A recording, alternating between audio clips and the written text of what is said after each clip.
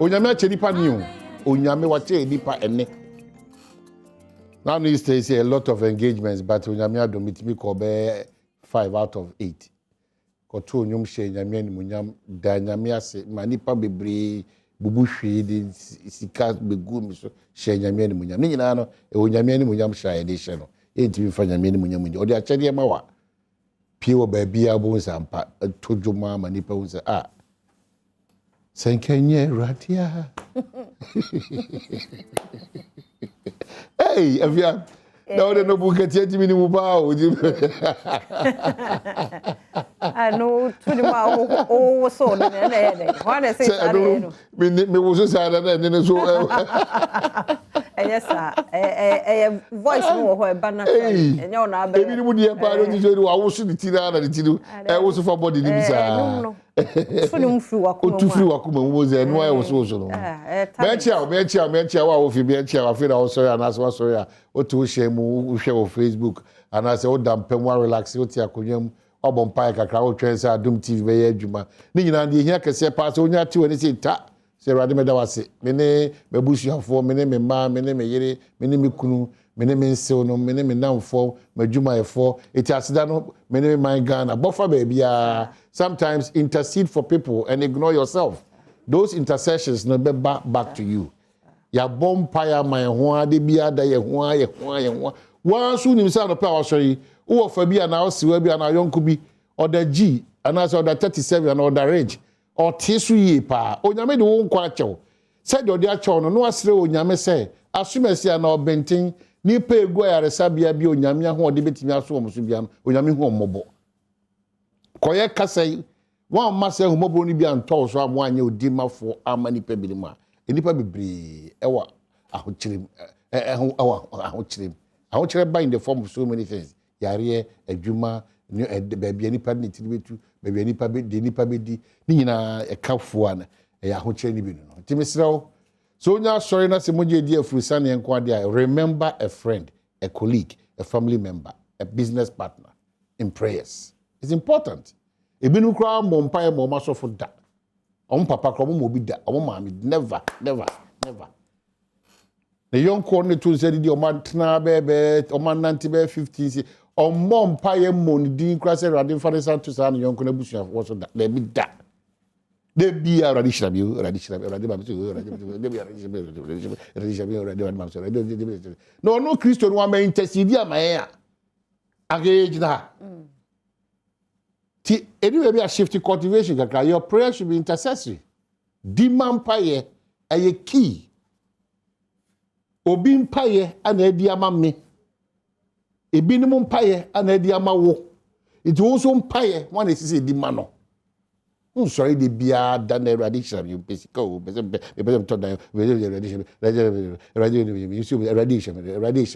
onko eradication de bia eradication mo so sorry obi tie so ye danyamiase for life but for two trims na for two kutu dream say it is extremely relevant also intercede Emma odophobia onyame nso ebeshira on that note welcome Badwam Adom TV multi TV so we na the biggest breakfast show with TV show my Ghana and beyond mo Ampedu Welbeck Kofi and a director ably supported by President Vodafone Anaman Dache hene and after the team near camera men sound men set designers and a makeup artist one of control on said domasi driver for a dear ba a domasi lightning for na ya domasi o madaro man san komo 80 me dim na wi peyo also the bia da se mekacho e de asida kese e na ye de e ma ofia man kwata makula e krado ofia machi oba bibia na mne kwa so oh nyame adom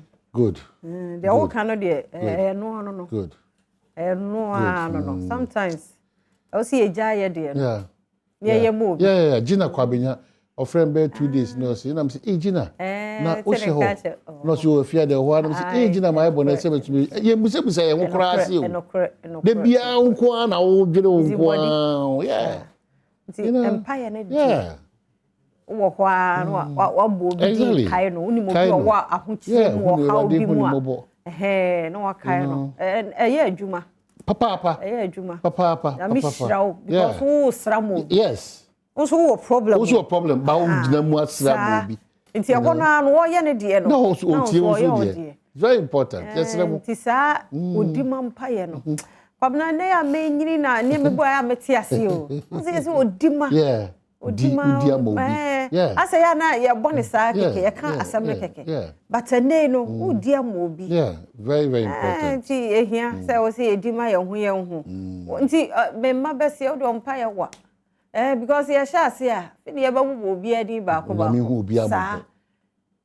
Well, so me dem pam boy adam esi. And now we finish. You have so many reasons. So many reasons to be grateful to God.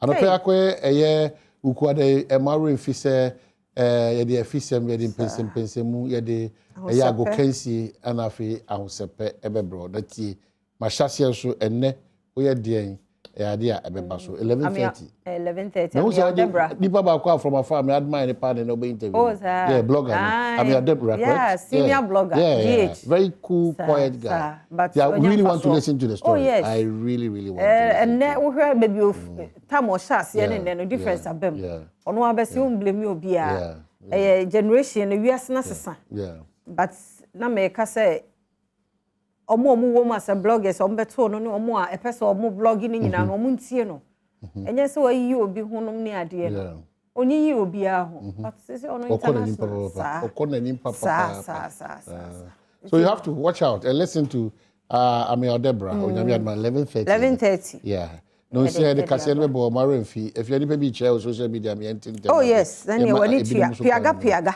also man hine you are always on point be blessed ne de no and what said da nyame asema nne and watch ye da se papa kofinya akode campaign no campaign no de ma ayi efene say Dr. Fiya Kutu hopefully Dr. Fiya ba say Dr. Fiya Kutu social media so Facebook any day we near ankoko Dr. Fiya team no I'm sure so be kofinya kokro yo ti kofinya ko no de abo ne sam so de na bebre enti kan ni nyina akosia sexy chia obi a we have wait for news why news be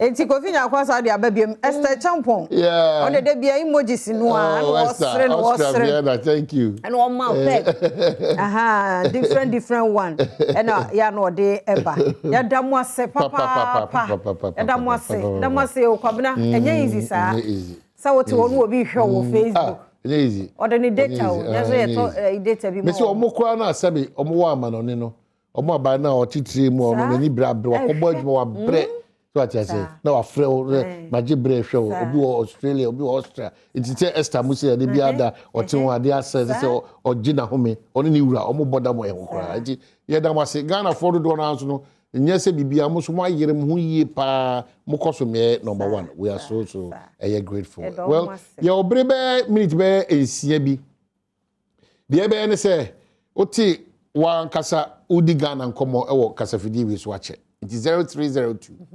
211 701 and a special day for me because cameraman back or skills be or the mic sound man back or skills or the mic teach you a man and then I would that and then many because a special day for a year some young na I osmosis yeah na make na so boni din our special or the mic nipa e o you no ntim pese me sound man that was so na ne ko for so yeah reporter wo bono Kofori buno. Boss you there.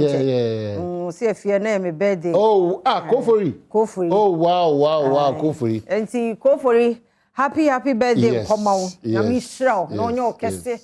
No nyo kese pa epo 4 doors. Me ba no be say epo 4 doors. Especially 17th ho no. I feel who dey won post here. Mo doors too much. That's here plan on my organize. Yeah, said any so I say. Yeah, the April birthday na gaze nyina kese. Yeah, do yeah. Na nya mi shramo. Yeah.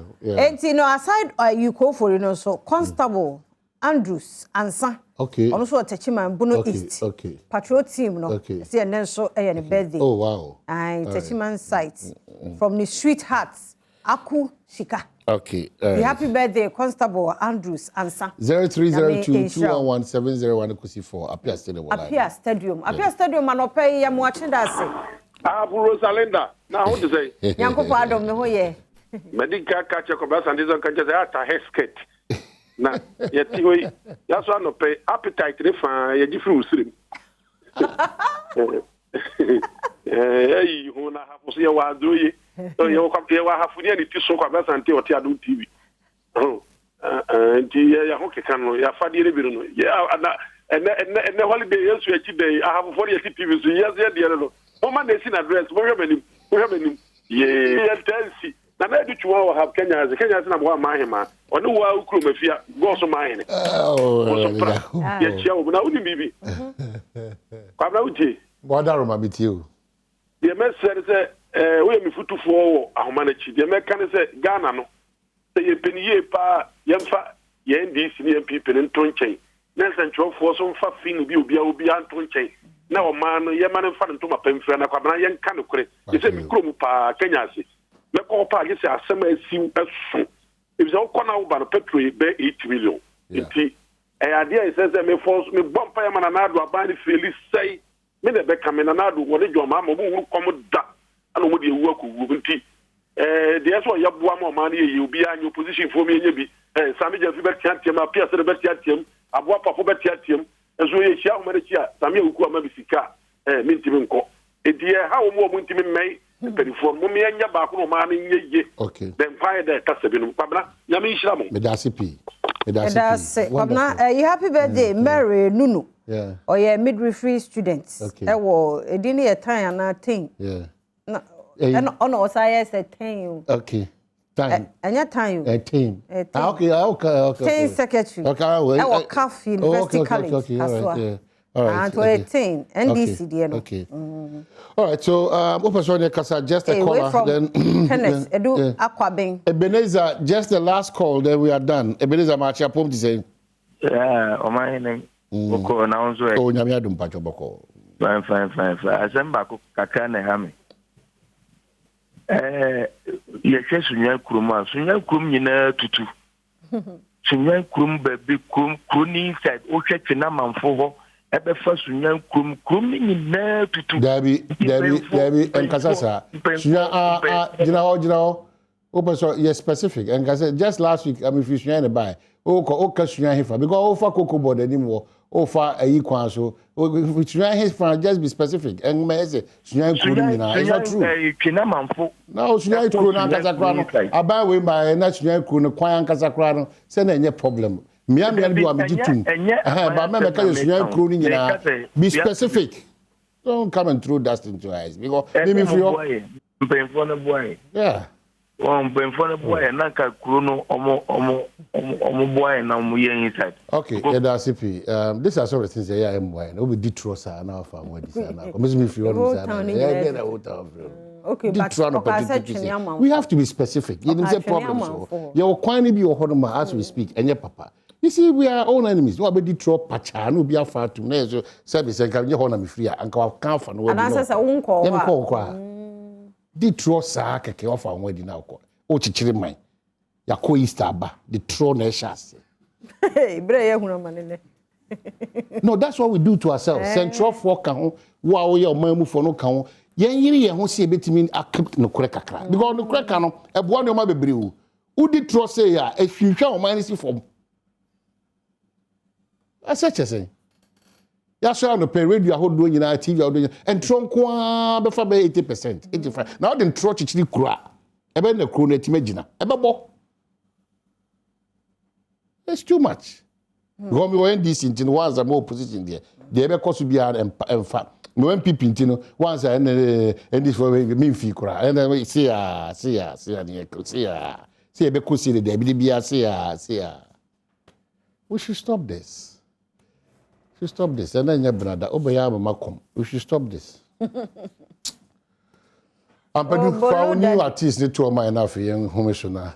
Young Fano Siaka Bono. Where artists are when I'm not the mature Mature Juma or to managed by a year promotuno. I feel a mature mano, bet mama lines bare. Yeah.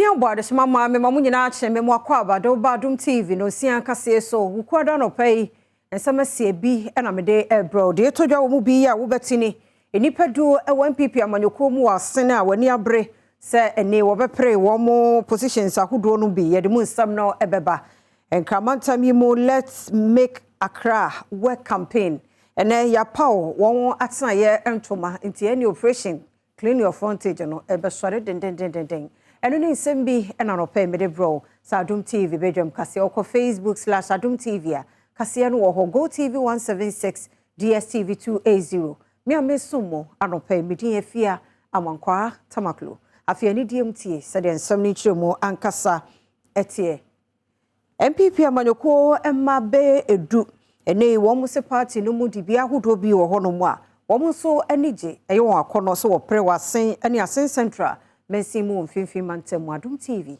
edeba. My conviction is that every electoral area coordinator is here. We are going to be one and united and make sure say baby BSS yewura na yakokoye adwuma no mankunimdi awie peye edema MPP ni asema bia no we are going to do it. Baby esi ekowura ministry bi na institution bi esi ekowura ekopre bibi de ba ye ntwen se honorable nko na enkoye ni nyina. In my position and capacity as the constituency chairman, I also have other opportunities and privileges available to me. We are going to go all out and make sure that at the end of our 4-year term, you bet to me a Gina Bontini, a Bunkuntapa, a chairman for. Now, man from so Munya, Mujidi support, and also young formons and Sifom. We are ready to do our best for the constituency. And Kamanta Mimoswa for Henry Corte, Edisi, and Niso, so Obama and Knai, and Hunidie Ayajuma. Into the operation clean your frontage by na se behye mu kenenti na yapa eho ahwe ye atena ye ya wo behye ho aye dwuma dwumade na se Adom kase ko ho eto so etukwan bebre abedru ha na ya ye bylaw I friend operation clean your frontage na emu nwuma no doso enti ya sheda secretariat a hu ene ya bia no na enu aha no ana dwuma ni nyina be free. And then we share your call center. I need to go for a partner. You say, Unam Chrome, that's who be a fast sanitation who try to photo. Now, was send it. Bebaha, a bahanoa, you be whom be a walk. Now, I share a potential near 4 days more time. No more costs. Now, almost feedback, some bread. Assembly no assembly in the abaha nipa no send any send message say we in the ban ye di hudwuma ye tukwan bebre mamento so fakase no concern foforo mu na beto dwa say insu akire ekro bi no wo winiba wo futumansin mo wo mfimfini mantem mo cataract ene glaucoma ajeje wo mabo so say ya atwon ti ehu hia sempanifo tu ho anamo Adom TV edeba. Basically, near me, I basically near mechanism apart from a 10, you're ready to go 18 Ghana for. And another one who see a glaucoma. And certain men who be but me who send for said glaucoma air bapa. Glaucoma no chickens and air cassette pressure when you so. Send your pressure away when you so pressure also. Now, and no son no say, won't you want on 1 time? Not say when you are. I didn't say a doctor's for bit me. I did be found. Sure, Yammy, and I saw perceive your yen and more. What do you bet me about you? Make us say a crow when you fear do. I was sending me ya na doctor for general so near operation. Nigina ye a cromfo and ne, warm about woman muadi and yammy fee. A whole call chronoboko to our Santamantemo, a trema, a francho, Areho, Adom TV, Ediba. Prekope ene ya ti se munum kanea tadu wine ene tuo no ekasa eboba na namu na hwe ba ne ho na eguguo ho no ho na etukogu ye etituo ni kogu sa na akan kwala na nsu anye den yenim ene ba ko etisima ene ye opekiska na opeke fonti owo bi mfukuma se no mba mpa bo mo da one ne kunu me bro ye butun se bo papa wonye stroke okwa papa na papa wiska we papa ni iska 10 cedi akokora te se wo ba sori a 10 cedi ana wo de ba asori ka papa na to fom ɔde ne na tietia akokora no so owie na ɔtɔ akokora no 10 cedi ɛsa de bɔɔ no prekope ene yɛte sɛ munum kanea no taduwa udie no so ebamu ti yɛde wɔn kɔ gyina mu wɔ whole circuit court emu nkyerɛ mu na Adom TV edeba ade no esiye no ne adwenko no akɔsoa sɛ yebeku nipa yebeku nana no yebeku dia wuo ɛna me papa no mpo a ɔmoku ɔmo ka ho ɔmo threaten ɔmo sɛ ɔmbeku ɔmo de ɔmbeku ɔmo pɛɛ ɛma emre bi kura ɛkɔba sɛ ɔkyea me amoba amasa ɔkɔfo ka efi dɔmabe a wɔde bakatanga papa bi a ɛfrɛ no Badwam ɛkɔka sɛ Badwam de wɔ sɛ yɛkum Badwam de wɔ sɛ yɛkum nkyɛ sɛ wɔayɛ target akyɛ ɔnyɛ no nko a me papa so ka 2019 besi nɛ nim sɛ court asɛm deɛ ɛtɔ no bi ɛtaa kyɛ na ne a court tena sɛ ɔmpɛ sɛ ɔmo hyɛ ase a ebi nti ama so yɛ papa ɛbɔ ne sɛ nyame adom a suma dɛ yɛnim a bɛtɔ so no baako na sɛ ɔmo tena so a ɛbɛtumi ahyɛ ase ama adansefoɔ no deɛ ɔmo biara wɔ sɛ judge betimi gyina so de abɔ kɔ akora wanya mfie du enan wo JHS 3 wo kokro bi te Presby school the din de Rosalina Bule ene wakohia ne nkwanhia wuo efise beach a wo mokɔ ewi akire wo la buagu no so Adom TV etwa so Bini baga, bini barele o. Jamani bagusi ipodadu. Na bagusi suso. Iti mi brado na mi kachani sa ofa. Jamani brado. Iti osi form no ko. Eda baby esi wono. Edwanu me wona metwa mechinu. Blog na go iti mi say me nyama ni po na agu for me iti mi ka kira bia say me see me ni le go po ni mu do iti abuka fam bra me ba me twa me le mi ba no way because you dey me ba no red form no ba me fia on the blog me bia so Chebi Divisional Police Command na chiri ni pensia na anu adai enipa bi bo wo mutiri mo poso obedwuru nkofo fie ego yesusu sesa nipa yi won benim hu bi nti wo mo bambo mu hwehwe mu enkoso Adom mama ne bofo pie ho emuntu aso yedeba Aposifo HRC wodan bubu a ekoso ewo pampan so number 1 yasese omanfo ni bi eni baabi a wonom etie no oforiso oboso meni de toso du nwotwe afimpinu ne aduonum yenum enwumere no onum empemu enna Chebi Divisional Commander Chief Superintendent Magnus Sam ene Chebi Divisional Crime Officer Stephen Entry eko bia honom a wonam so akire kwakubuadu a wadi mfie aduanan enkron ya woye nwumtuni Kwame Ahovi adi mfie aduasa enso a wono so eye Mason Ty Dixon wadi mfie aduasanum enso eye Mason Afiedenyu enso adi mfie aduasa miensa ya woye Okada Rider ene Benjamin enum a wono so adi mfie aduonunum a wono so esonade wakire honum nyina na wode wonum ekoti chamante post station ya watwere nkrata ato honum se oka honum a wosu se edan yi a wodwurugu yi okasa enipa no ehu ene enimo ya dia posifo ene famous dog bay eko Chebi Divisional Headquarters ye ho ena posifo eko akototona no apa asemunu mu enchiremu na wogina so ede aye ehwehwemu a efata Security expert and din ede Adib Sani oden sembia to dwe fa Ghana ne Togo yehye no ehonsam na okiremu se ne ya mpanifo aman mienu mpanifo ate ase na enchemu eba ne kwan so ano no masumdue na aba oman no emienu entem na afi bambonso eba yeho entem Adom kase etwaso. It would interest you to know that there are some parts between Ghana and Togo which neither countries know whether it belongs to them or the other side.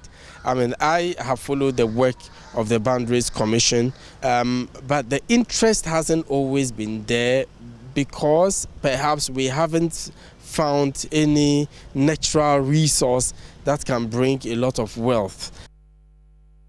Menyira no so na Adom TV Badwam kase anopai na ha na brama kwan na yede ne nyina asie medin afia amankwa tamaklo yakoi agode mu nsam etwaso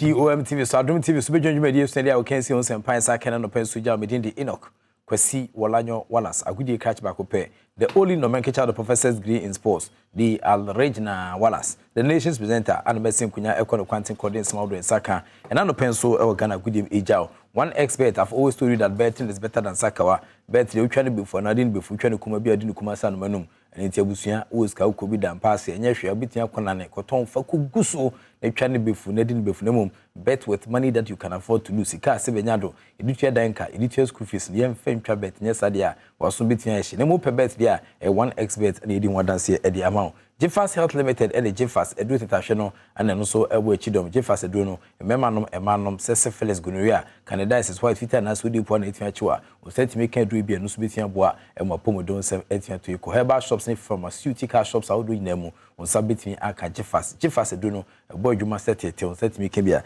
e be boa e mo pomodon sem so agena pintin warade but intwe ni fan chire mu ewo South Africa ton enra ana Confederation of African Football for nations on quit time so ni na AFCON 2023 qualifies no ana na ehia draw ampani ampampen for nations on kwiwe no na esa Ghana yakopim group yi eno energy group na hwesa energy group na esa Madagascar fokita energy Angola fokita energy na Central African Republic for so egita energy ana omne Ghana aboboa one group ma yehwe nim se nyame adoma Ivory Coast and be host to the next African Cup of Nations no until the NBT and between June and July this year and more air chassis na fear the qualifiers no so etimi asampem so Africa Ghana group no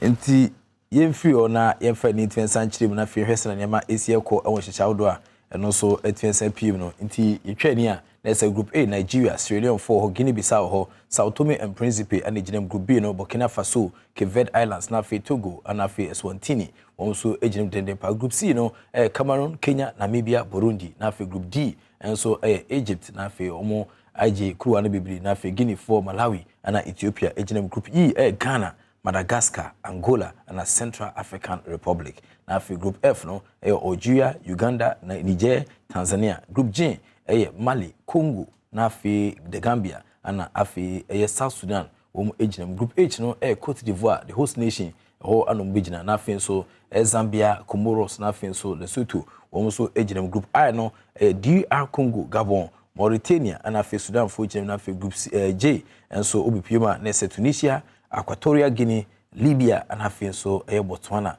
Nafi Oba, Group K, na, and also Ushima, Nese Morocco, South Africa, Zimbabwe, Liberia, Nafe Group L, Senegal, Benin, Mozambique, Rwanda, Womo, and Shenim Senyamia Doma, the Total Energies African Cup of Nations, Cote d'Ivoire 2023, on Betiabeboa, Emaniama, Etienne Tuye, Ediama Sanchisha, and also 18 PM. And it's an Yama Asia Corso, or Sanchisha, and also 18 to Jenim.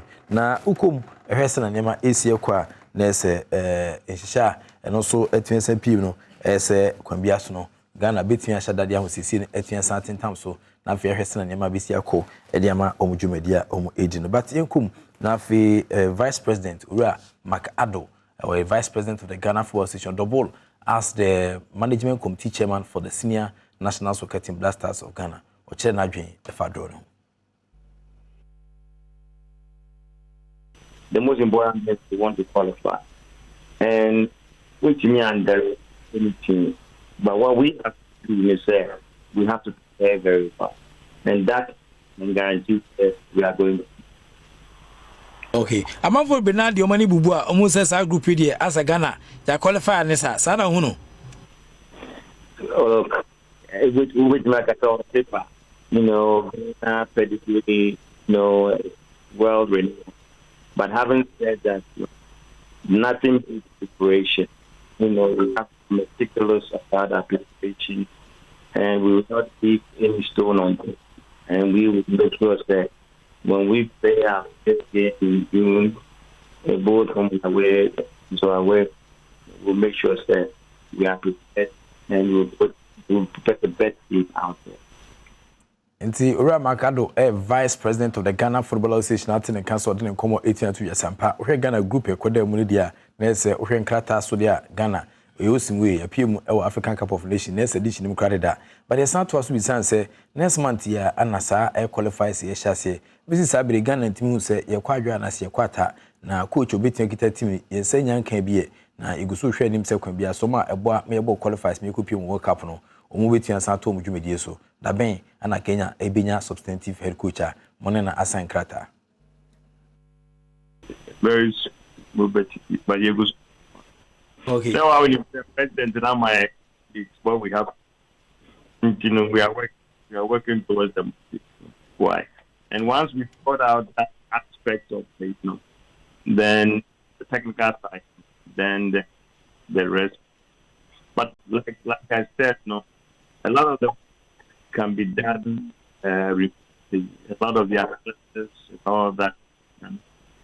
Team in terms of the team monitor players, the case of the players, speaking to the performance, speaking to their coach, speaking to the player, all this can be done prior to we meet late meeting. Why?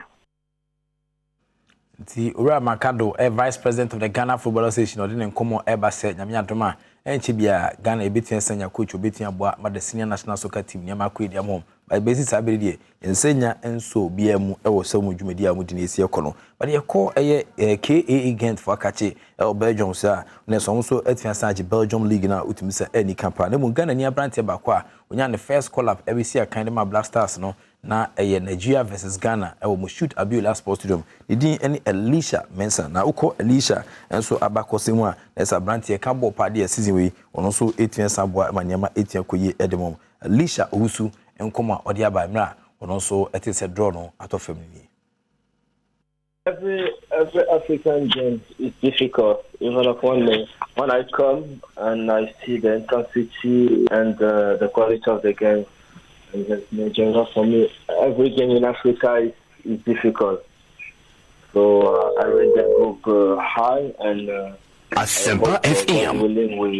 we qualify for the AFCON. Okay. Now, Abrochile players, some say no, Obababo, we qualify as here for Ababo. Yeah, I mean, if I have the opportunity, I will come for sure. Very often we have Abrochile players na motion ampe Africa qualifiers no kra na ampe se qualifiers no kra ne mo mpe kra ne bia World Cup na se emo target na gomuri Abrochile kwala World Cup na emo target. No, yes sir. I think every player wants to play for Ghana and AFCON also is a big tournament for us. So me, I'm a young player, so I'm hungry for more for everything. So if God willing, they call me, I will be ready and I will do my best. The Elisha also say kind of the senior national soccer team Black Stars of Ghana for the very first time it was Nigeria versus Ghana. Yabo draw. I was Saki's case him all one. And more Elisha say kind of again El Bubukwa or more El Belgium and so I catch it. But you come and share some the Confederation of African Football man for Beka answer na Ghana. Ebebo ye playoff for Chateau Kumasi Barbara Sports Stadium. Obe tuja say Kumasi Barbara Sports Stadium can only host one of a events. ASR game ne pe host 2 year and qualify for any other match. Bi ampeni ampa qualifiers ne bana na ka fon paying for the abase Kumasi Sports Stadium. Yadia ye kan teams and say a stadium a ye see odi amasa qualify sidia national team category A matches. Enya dia Kumasi Barbara Sports Stadium ebitimi e host 2 ebi.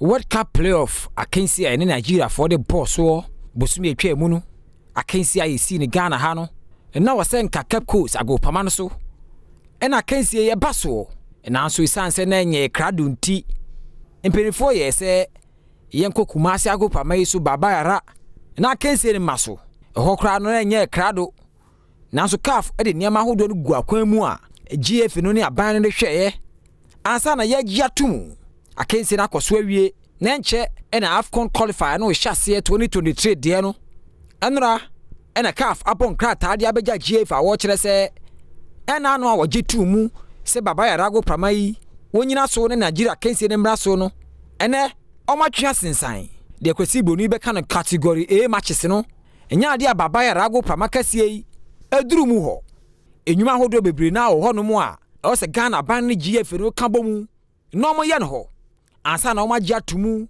na kensi kese bia no atudwa honom o hwe letter o twere ba ya CAF development officer owura ne tiade ruawu chipenda ono na o kyerɛ mu sɛ baba era go pama kese no emfa ho se Nigeria ba ya o mu gina so si akan niema bebre na na wo ho a o se ye ansa na go pama kese yi o ma gya tumu enti busumi June ye da animu yi se African Cup of Nations qualify ne hyase a o se GF no epa go pama ano beboa ena CAF agya tumu enu nti GF na aye hyehye se oni aban no ka bomu nani manimu ya baba era go pama kese no bibibia atochema ho no oma ye niye enye saa no mo de omani kire Cape Coast nso a wanhwa na CAF anya ntumu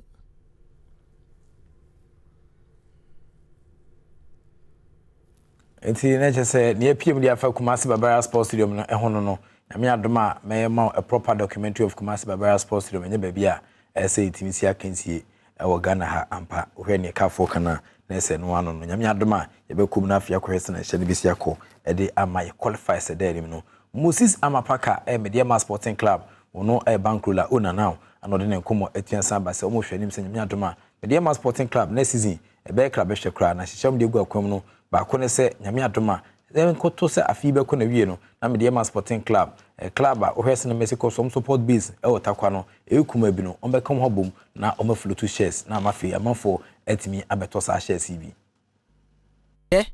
mrahye bedwani a ono na wotakwa nsuayem ene ne mpata mu ho orunyamfo brekuduka ediska botin 50,000 cedis ene de akoma boboko ya o tere se omfa ndi omo dwuma ne mboa wonom ewo Ghana league nim unim se go face for na agiatumu se sika to bi mai ene nam sunti papa yi ankasa to ne botomu a wayi sika yi ediama mediamafo no. I was part of the committee ya chechire mu sentra oyede wo support Mediema going forward no oyede Anglo Gold must come on board, Ghana Manganese must come on board, wama single-handedly menda yura Alfred Bakon no wo go fields menda nasi me chechire ne mu sentra oyede ye tie ni park na okada honorable moboa na dem tie ni park no me the proposal na eza aba no da ko South Africa na ekwan bi a mefado a wo beja atum no so mefado na bobo ko no wura Moses Park ase nani age ho pa sika ya abai omo nkonkoda so na mu manimu ya omu bia pono de ato obi a pese to shares e obobo ko no mu no omra no mbeje mu e de ama team no sense team no nyama nkote media nti yeah a lot of arrangement now ye be afin ko wie no team no ye be value the whole thing ne aton shares no na I want to open account no team no ya done na be takwa for the complete nti ya hihye dem yini nyina wo me call all out Legon City ya fa result mbra because at the power of you woni bebre am painful wa hihye ama won am the scale obey obabo bebre ya ye bi because you start to go for sponsorship no na oya kuru kakra ombe up to now ina na ya support Enti Moses Amapaka owner ene bankrola edema Mediema Sporting Club and say Mediema to flu shares by the end of the year when him come and also FNCP Moses Amapaka ono ananere Efenrus Park the most beautiful woman among sports administrators wife and na omode omunkomo etiansa ba dem to Mr. Boko ano efi the General Secretary of the Ghana Football Association menim for Prosper Harris Nado odem komo abasa mafo beka if normalization no omo admit bi so ka se eno so abeka Ghana Football Association ntinya me adoma enche bia Ghana Football for ne be organize a league no e de ama beach soccer for. Currently the committee is working on the dates and modalities via your competition before June 30th. The thing is that maybe yedu ansamba na aba no yentumi mbɔ league ba yɛbɛtumi organize special competition nti yɛbɛyɛ FA Cup yɛbɛyɛ FA Cup ɔmo put plans in place in the either this week or next week we'll announce it and we would put our weight behind it and make sure say better competition. So that will be the competition for this year. Whilst we plan for the 2022-23 season, which will be a full year beach soccer league competition.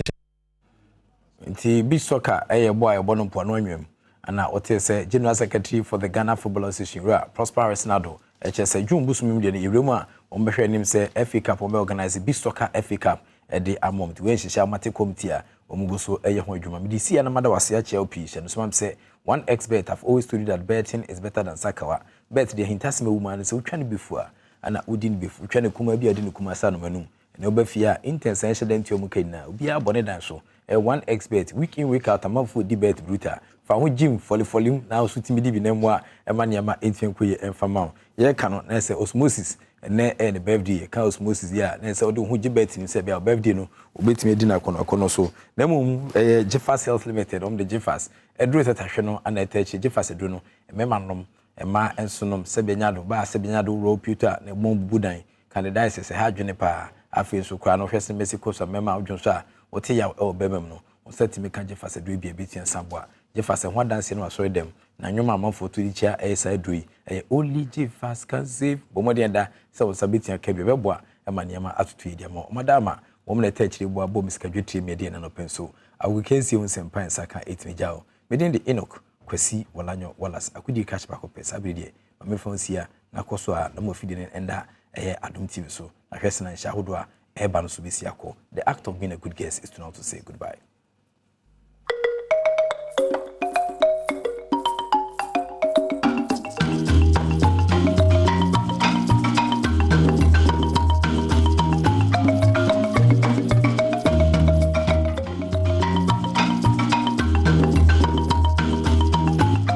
Yadasia mwakwa abado Badwam TV Badwam dwumadi eso mamboatma ne Sandra Kapo ye do master so de ahosepeno ebre ye de edu so no na fisam ye ba be sharp moden enkomo twetwe na ansana ye be wura no mu no ma menka o senwumako bi adaromenti en wonya kwan na nso o hwemi titiu mo Facebook no ye ni so mo papa nyame enhyiamo na St Andrew Senior High School Ankrankro Suku a wo boa ye mai was senior high school, new from SHS1 at the Q3 courses no St Andrew Senior High School, one more HW Honti about time, or 4 or her 4 hours shaman, Sabo Pebby do Bacono, Mr. St Andrew Senior High School, Ewo.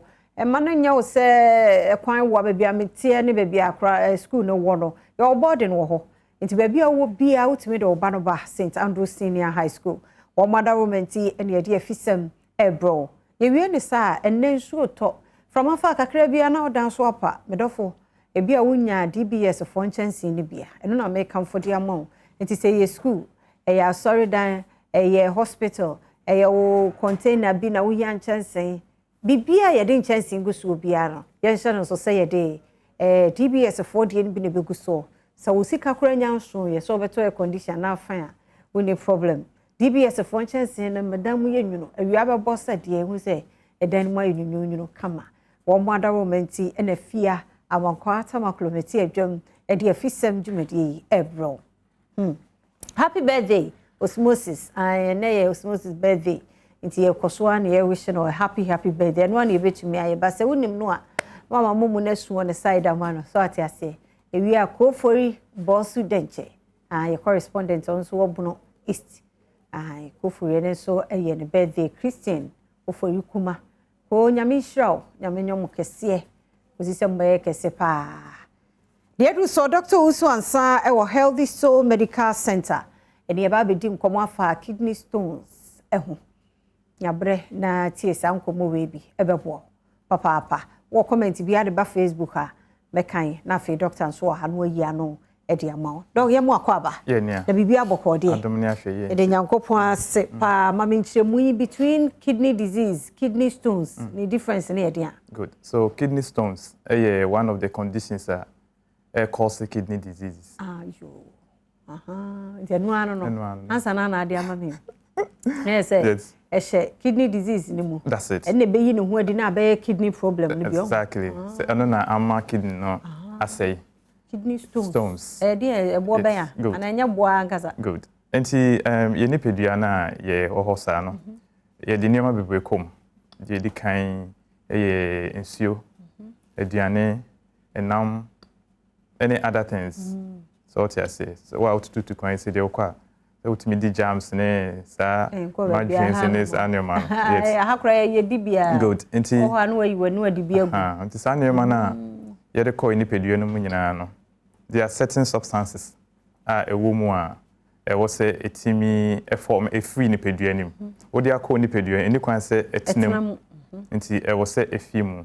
The di kan calciums and oxalate.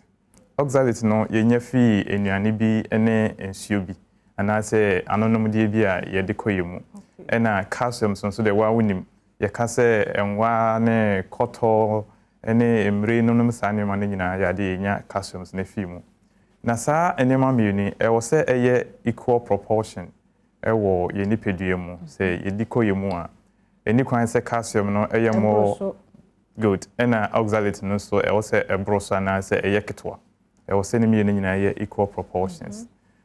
But in some cases, na calcium no be a beye ketwa na oxalate no so add also. It's a basa na one no nsuo bebre na aforme stones. So those are the common stones and I say crystals. Into crystals no na ya dan na ya stone because you can't crystal be or on tiase. And one on. Stones. Na me de better man who say mafano ni nyina pepepe e wo me nipedua mu. Se me me didi. And I'm say nimudie bia ni ho bebre e ma say bi yetimamu fonti no. And ntina say last week so we intro no so the nsuo sha ase pa. Because on say information ni ho bebre e matimamu fonti untimi hu say calcium bebre cause nipedua mu ana say oxalate no cause bebre. Enti the other balance no nsuo. Ayo. So what I say. Akoye say wo de wo car now. Na sabi wo car no gauge ni nya adwuma. Ai. Enti won so wo drive bia wo du ba bia wo say wo top up. Ai, wo nya sure ba bia beja wo kwan. Exactly. Enti sa na nipedua no so enti nsuo na na wo hia. Na ebema wa hu say wa yi na balance na say. Sa pepe.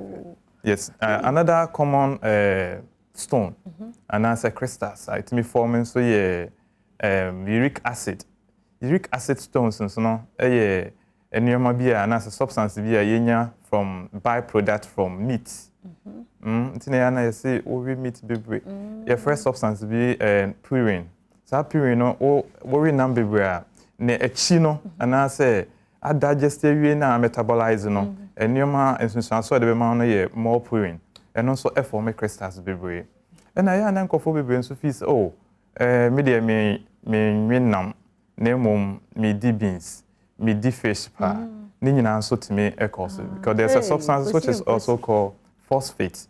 Phosphates are also byproduct from fish and then beans. Also ni nyina ye high proteinous meals. The same ma bi proteins won bebre no and also etimi cause crystals. Meanwhile, you see any day in your way, you per protein or per calcium. I feel so couldn't be a problem. Sir. It's also the other balance vegetables. So, also science is a wonder person. Sir. And I say vegetables. Obi I didn't know me could vegetables. Other say be me so what I say. Until when ya or fish, when ya beans, when ya meat, and then poultry. There's a myth. I don't know where sometimes they get the medical myth from. Say, white proteins are safe. Poultries are safe. Until bones will be also made nam koko no. Maybe a koko. Madam, brother, ni nyina account. Yes, nya we, nya bibia we. Until they worry no for or veggies in the count. nya unsuo unya wonwane umre ni ade na ukoto na wodi aye nkwan no at the end of the day make sure say unsuo ni nyina the whole day ni nyina untwan sense kombe dey once so what you say and vegetables no so untwan say obi be serve wako party bi ama ya serve yourself bi and dey no na ye twen na say ye koto aye de enye okay enti de bia no eno no eka onuane a udi ho me doctor a dietitian so di fufu kura fa nwura si ho am say fufu ne nkwan no so yensan fa so ho salad nsi ho you see but ni nyina wo reasons ni nyina wa de kronti a ye ka say yenye sanima because nobody knows, nobody has that gauge or the gauge say uric acid do say and I say calcium do say na wo mini pedua mu ade a gauge bi boy afono ho de a kamene sister fiat na yen kamene say wo hu me de da kamene hu gauge kan so ko wo hu me de so what but gauge bia ni ho so what you say and today na betimi ama ya timi it do me show sa kidney stones aye kan obia timinya before my bofra to penny obia timinya a run it through family be to say uric acid no yet ebusia ko bi o ha omo wo sa anema ne wo mpa no uric acid na no na e gout on say to me cause gout bi o ha o say na maposo no ne na poso se ogun say ne ya na ne toes no eno ne aswa so okay there are other substances and also analysis stones no yenye free yarewa bi to say UTI and sexually transmitted infections UTI and STI no blockade Johnson so winya titri winya gonorrhea na Johnson ananka wosenka ne nyina ba no sometimes no a block or urethra animal and to bonsa Johnson also etna blood animal eche and also yade etimi e form struvite stones no yeah very common in young adults it must enkwala bebre and I say omo edu omo fie so 35 40 hono omunya or how e wo kid because sometimes ubenya case bi na onti assess enka bia 38 years e ba ne saying anka kidneys e be faili so all these things leads to end stage renal failure because kidney stones no mawo instance boni bia yes and hwe nadi there be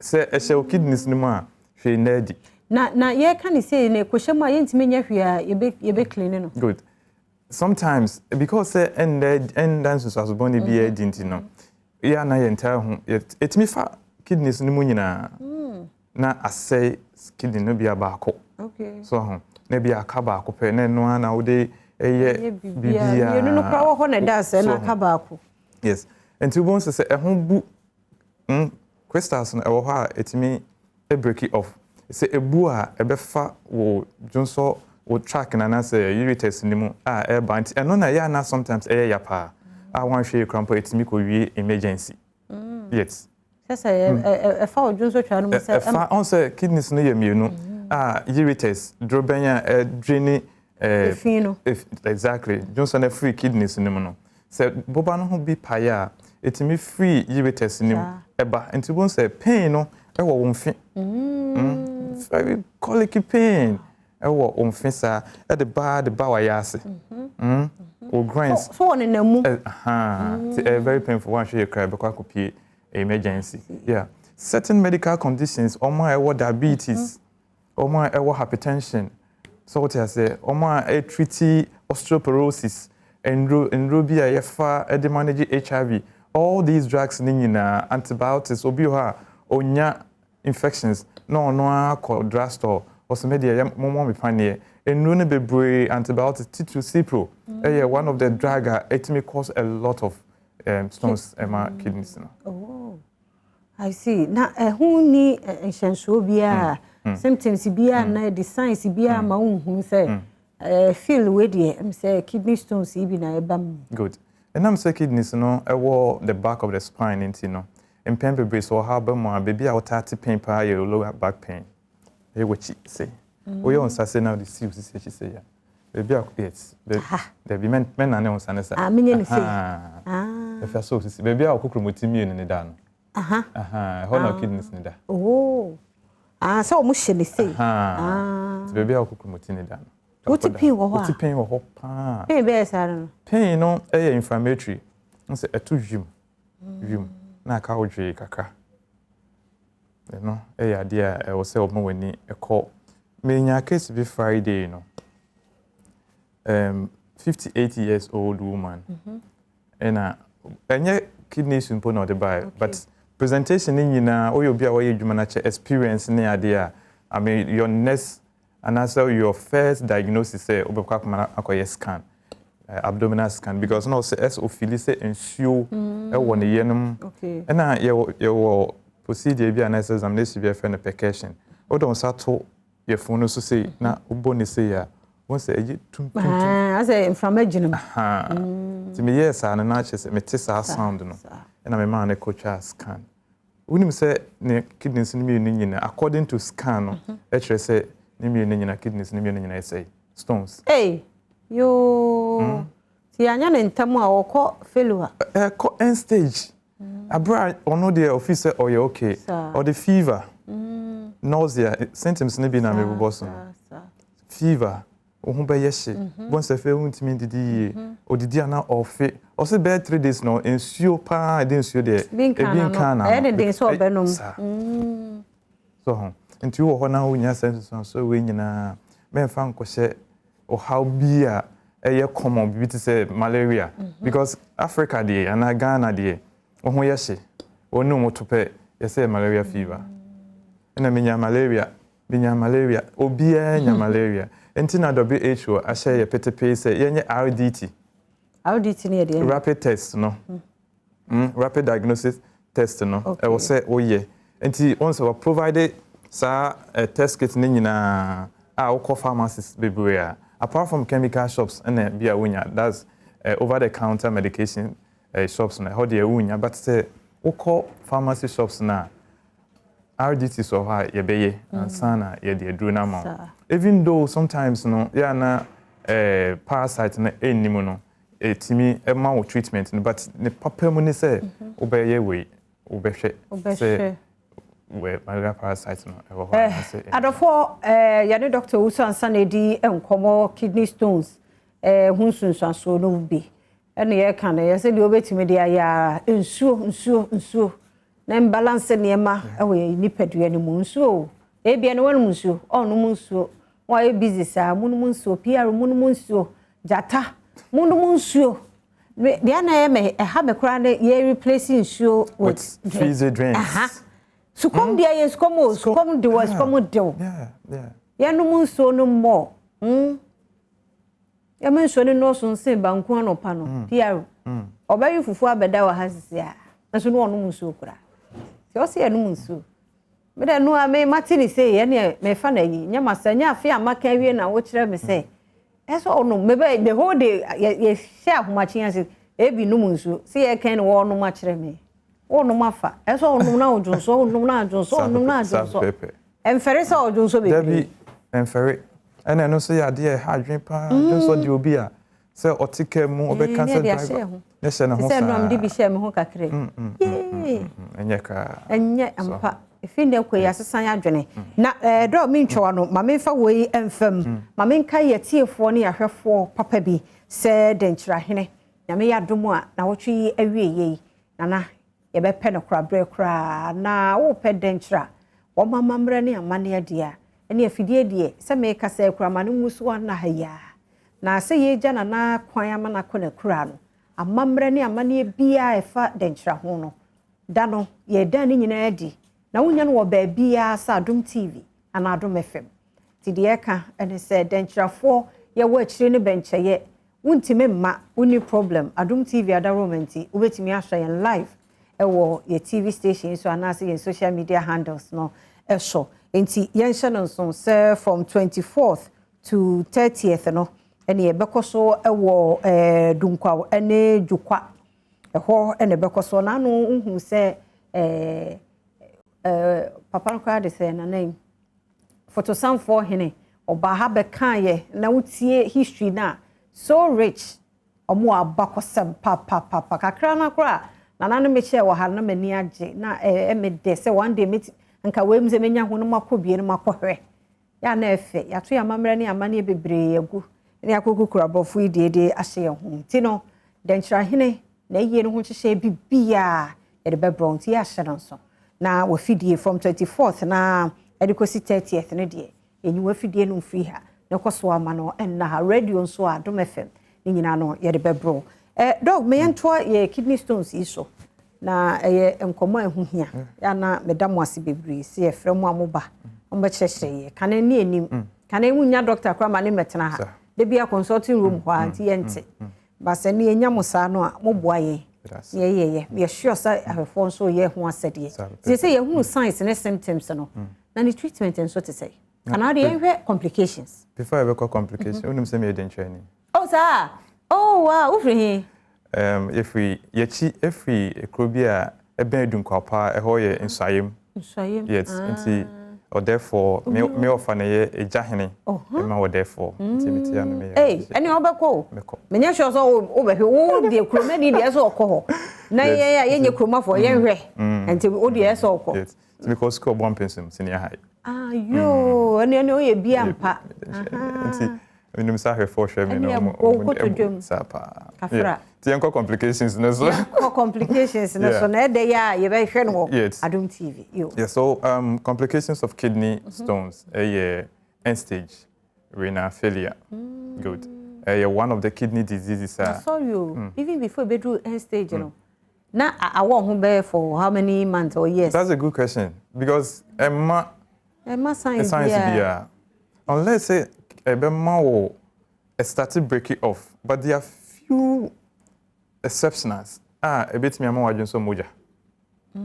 So these are the complications. No, Elbon say Johnson is very dark. Those days near you Coca-Cola urine. Or my brides. Obini products. Yes, and Johnson is to say any two. Yes. Last week, we say you will be a pyelonephritis.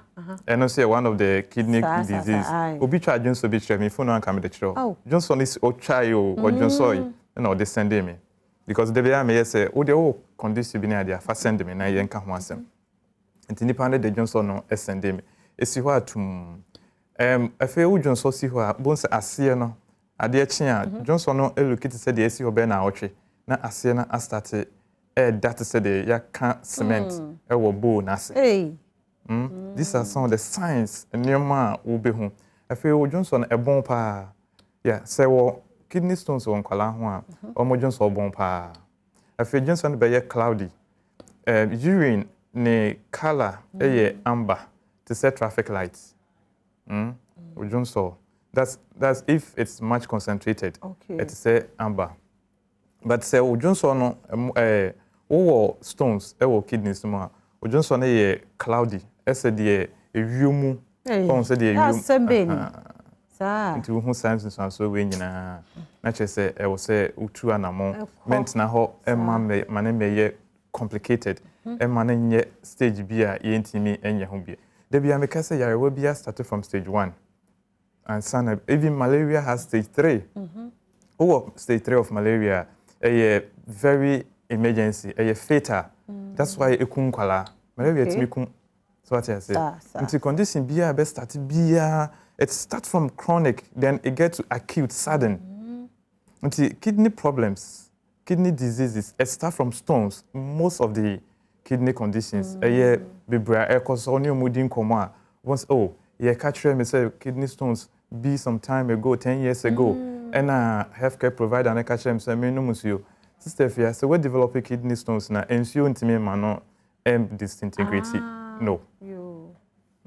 So all stones that ensure money and so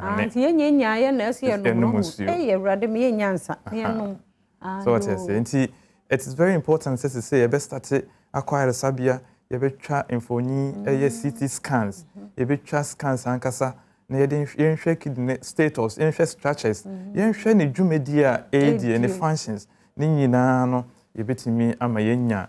Anu yi ewo sa enti de enkomo aye de ene nyawo ahodo be na ye ba Healthy Soul Medical Center mutime boaye Healthy Soul Medical Center an integrative healthcare facility ye use herbs you use homeopathic medicine, you use orthodox, and you juma. Kidney stones, you're one of the herbal products, and yet say a ensure be now. It's just a small capsules.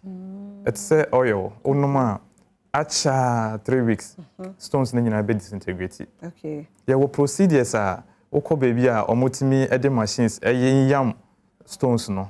Every kidneys no. Ye enye sa procedure na dro keke ene nsuo. Wo de dro no nsuo no no dro na kidneys stones ne nyina etimi efi ho. Efe wo cholesterol de bia meka say high cholesterol hyperlipidemia is a direct link to kidney failure and kidney diseases. Enti wo fa cholesterol no bebre I was saying share with kidneys dwumadi kidneys no so enti healthy so baby it me treat cholesterol span I feel diabetes chronic diabetes na wo de wafa anti-diabetes na sa emba for more sugar emba for more for any healthy so medical center diabetic foot ulcers a crew sugar nti etu a crew na enti mingu no oba e betimi ahwe ama ekro ni nyina ewu kama urinary tract infections and STI over the years over a decade what type STI facility in Accra Healthy Soul Medical Center and Ebeba because ya gidin pa ye ewo endemo yare chlamydia gonorrhea syphilis there's a medical condition called neurosyphilis yet young adults are omonia stroke omonia peripheral diseases nerves mu yare ni ade nyina no it's from stroke and answer is from syphilis no and see oba e betimi to syphilis na sekra amount yes say rapid treatment rapid non harmful no side effects and ye show on so permanent or fatty liver or hepatitis B lead to cirrhosis yes ya bone liver no mu to chronic ade o de ba health so e betimi restore liver na mo yo and you say one dey self-contained so orthodox you be herbs you be homeopathy so yeah didn't yes most of the conditions ni nyina ehia a radical approach and I say or say oyen in term because obi o ha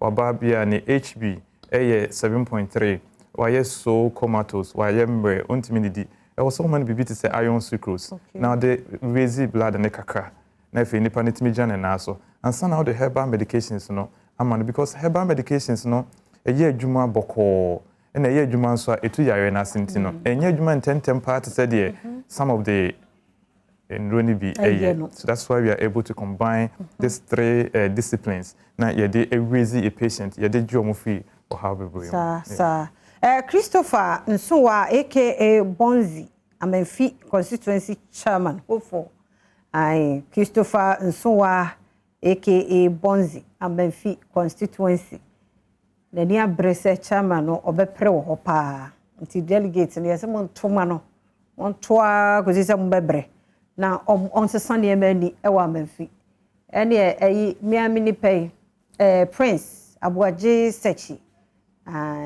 yana no constituency na merefi but ono so pe youth organizer Prince Abuaje Sechi montoma no youth babunu pa no ho dene MPP na make you so mo na eba beto montoma no why so pe you or the simple Charles Bisi montoma no general secretary 1 montoma Charles Bisi na onye general secretary atiase George dey na ama nti nem so dey call wrong number so nti ka kire dem mame said amfa amaha nti George ano we yes sound man how multimedia and na ye ma be birthday nti mama Georgina me do bani di no ama nti George ano ne ma me birthday nti happy birthday enko emfa emmano dog yan hwehwe healthy soul medical center kira kwan mo branches your branches like a CMU no Ghana ha Kesepa central region Bujumbura it's ehona 24/7 me wo ho all the time and if you wo Kaneshi baako and so Kaneshi baby a kofo buses no omolodo Uniban Cape Coast ekwan no on say market no ekwan ho a odoko Kaswa main road ekwan ho ho na takrade metro mass bus Yiniba oboase di nkwa no fe. Okay. We dey opo adwuma no afa ho. So ho sem se me komi kroma. Se ho na healthy so ewo. Ho nse ye start adwuma 8 o'clock na ya pon anwumre 5. Ye de nyoma egu akwan mu because ho ye pese ye ho no so 24/7. Se ne be ya o how bia obia ewo. Location nso ye. Very ho de busy area. Obia to me for it. Tinani o ma ba ho. Exactly. Yes, inti ho no ye wo ho. Obetimi afrɛ me 0243 768 216 0243 768 216 and I fe 026 517 4070 Kaswa opese oba na warea ye wo car esi ho a wo how be emergency obetimi afrɛ anajo the Siomu 2 o'clock. Like ambulance. Exactly. But me am a private car for me yesiwa. Me the yes ejuma nti baby a obia. The same number ebetimi afre e wo so a e be pick o. Make us say you adofo bebre mo ehwe omutie healthy so. Ya ye ejuma enfie bebre obia wa ba healthy so bia e wa dance die. Me say Matolois Addison, one of my favorite fan. Ope healthy so asempa me say o. But number ni biem kire. Number 0243 768 216 0243 768 216. Yes, Inti I was screen so 0243 768 216 0243 768 216 026 517 4070. Yes. It's dog number no and a was screen or as an yemfre, but be more. Nina, WhatsApp supportive. Okay. And see all the images last week, you know, and coffee braid the images by me frey, me church or mobile ho acquire lab. Mandated. Said now what can I send cafe simpono, unya doctor ampo and now in our program. But say doctors in the boo. Sir. Until call baby. Now doctor no unya daje and share labs anymore. Before I call lab on, I was so much mama me call ye typhoid. One day I can't typhoid the one said the typhoid that theater in Sutobrimu, the kind of havoc typhoid cause our families no. And see young church the woman, young church lab no woko ba ye die woman, didn't ya all my wardrobe. How many days na offer doing your money nyina any available information I will say ye reach to it. Auntie ashafo na ye din komo fa kidney stones dog body nyina sa to fa bi ebi a me afi na obi aba mu. Yes, so kidney stones ye ka say e ahodo 9 and etimi betra kidneys nim na one of medical conditions that ebetimi assay o kidneys. Yet one of the conditions and I say kidney diseases. Last week pyelonephritis, that's the inflammations in the nephrons, and kidney stones. Calciums, too much calciums, too much oxalates. Udi enwa, udi koto, udi nambebre hydrate the body. Numusio bebre. Dog on mefro. Yeah, numusio anajo. Nyafe akoda na akọ no musuo ankore. Oh, that's sorry. Obi o se me that's why me dwunso wi a me san akọ no musuo na hyem. David ye nyesa. Daytime no udi akoni aba. Air condition for mu ye na ye air condition mu no. O sha ye team fifre. Sa. Johnson ko a. Nti eno de o ko Johnson ba bia replace no. Okay. So what I say. But enye oda pe. Ese be distract okra. Exactly. Dog yedase. Doctor Usuansan free healthy soul medical center and then so man ho kwan ma ye ni din komo. Mr. number no na wase no. Frɛ no. Yem frɛ. Omo ya available first pa nka wonya ne number. Na de free ye da ho. Frɛ no ba ya yen hwɛ fra ye frɛ no. Mo doctors mbo mo ya no mo complain. Nkranketo no afa na odi ho agro. Nkranketo ma me ne papa ya mo phone no mo hwɛ ni ye na ya na nkra no mistakenly no ma frɛ. Omudi rough me will be here a response papa bi ti ho so ya ye hwe ni ye ma me doctor come on me fancy here e kwaba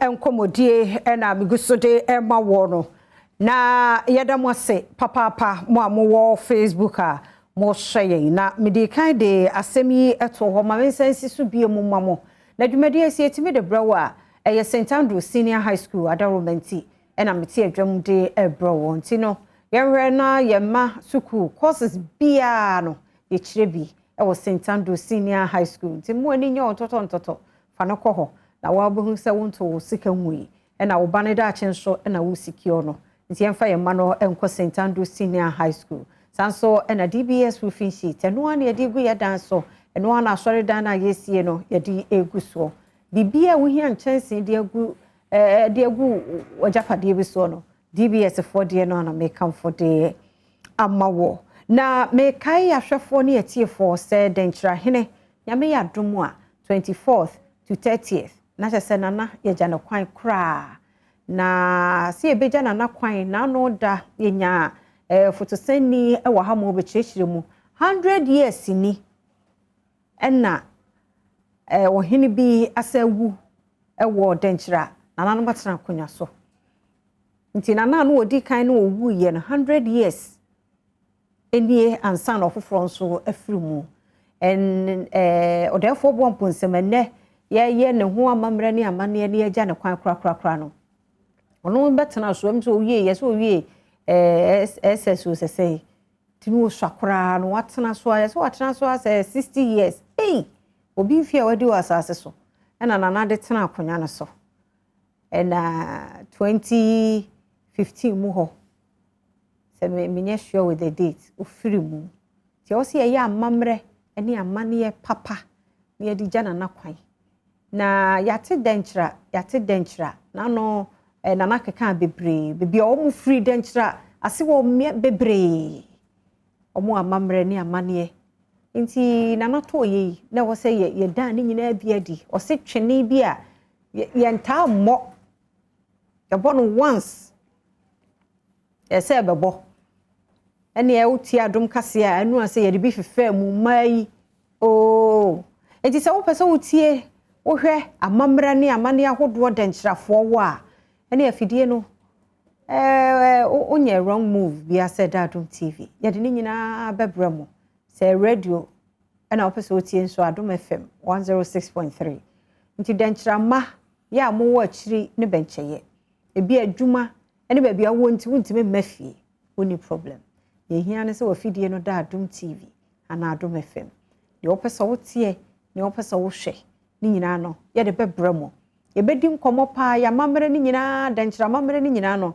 ye betie hu abakosem de de ba ye ni nyina ye de bebro e wa Adom TV nti fi na ekure de efide ni nyimfi ha na uru ankofi se da ha ni nti eno no 24 to 30th na se sa akwankwaja no ekoso den nti denkyirafo yakoso amamo yakọ fi se odumpon kese pa ne otutu no na nana nso yiye niema yie pa ti ehu niema nyina nso ma ahwefo wati dini no yakọ school ni ewidi no social studies ana se de denkyiranom ni ade yakenkan a ena abeto ye ti sa mamre ni nyina no yadaro ma de bebrom na fe mwahwebi enti aha na bema kwan na meme nkomodie enne no medi besie na me koidie na so ye oman hene kwabna sante pensempensemu no ebraso penifo ye krado omode ba ma fidie no fi ha koso ma ne na ha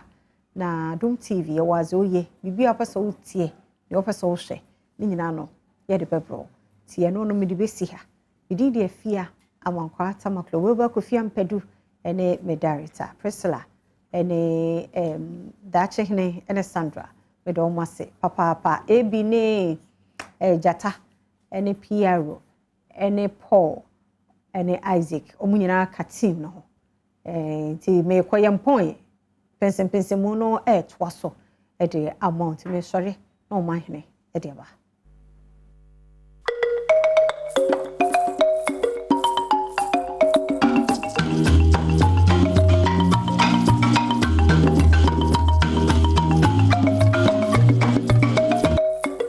da obibia si teacher fiaman kwata makulu so no so de nkomo kama si etimi dia bre so se de pensempensemu ebro on Badwam so on Adom TV multi TVs but men ka say opesonya de ekoso bia de bekoso bia no denchira hene ayi ne ho nsehye ne nyina therefore bon position Adom TV multimedia adwumako no ana obehu say na eko abakosem bebia denchira man free bebia be do de man basa ne ayi kase da yanim no nti ho popue nyina no multimedia ene ya fatio titiu ya Adom TV ona abehu enioma ebekoso enyina denchira man nyina ya chairman of pesa mamo yako igiri say kase da o man Ghana enim titiu denchira man bibia be kokama de amayen na feel so men koso nwohye Frankie Taylor yako 17th of April, a very black day in your life. O ma many unia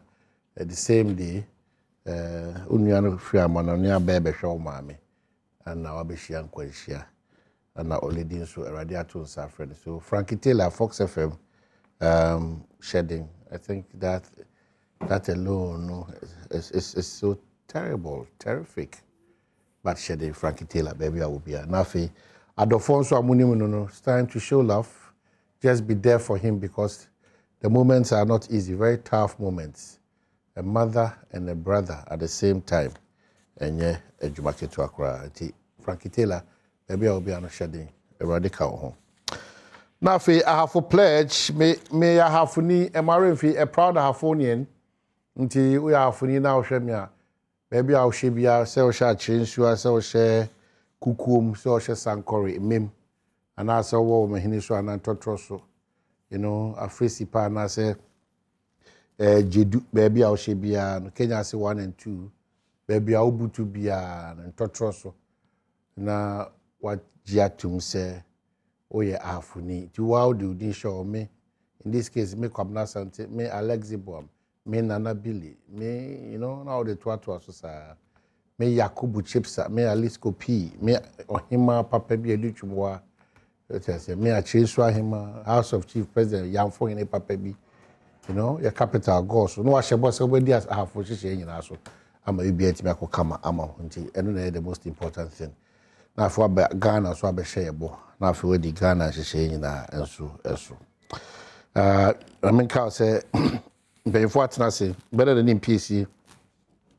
And this amanyuko no o ka ho yie pa o mani di mu wie peyo kasama eye NDC amanyuko no e bia da me catch us here to sa efre na emfa one notice aye short or long or brain ko ade even bi ko ni bre ba onya bre de ma eye bedwam dwumedin bena da kwa ba da se pa yie pa me da sin so Central Regional Chairman just in waiting because of Breno and Sonia, but in waiting and Oba.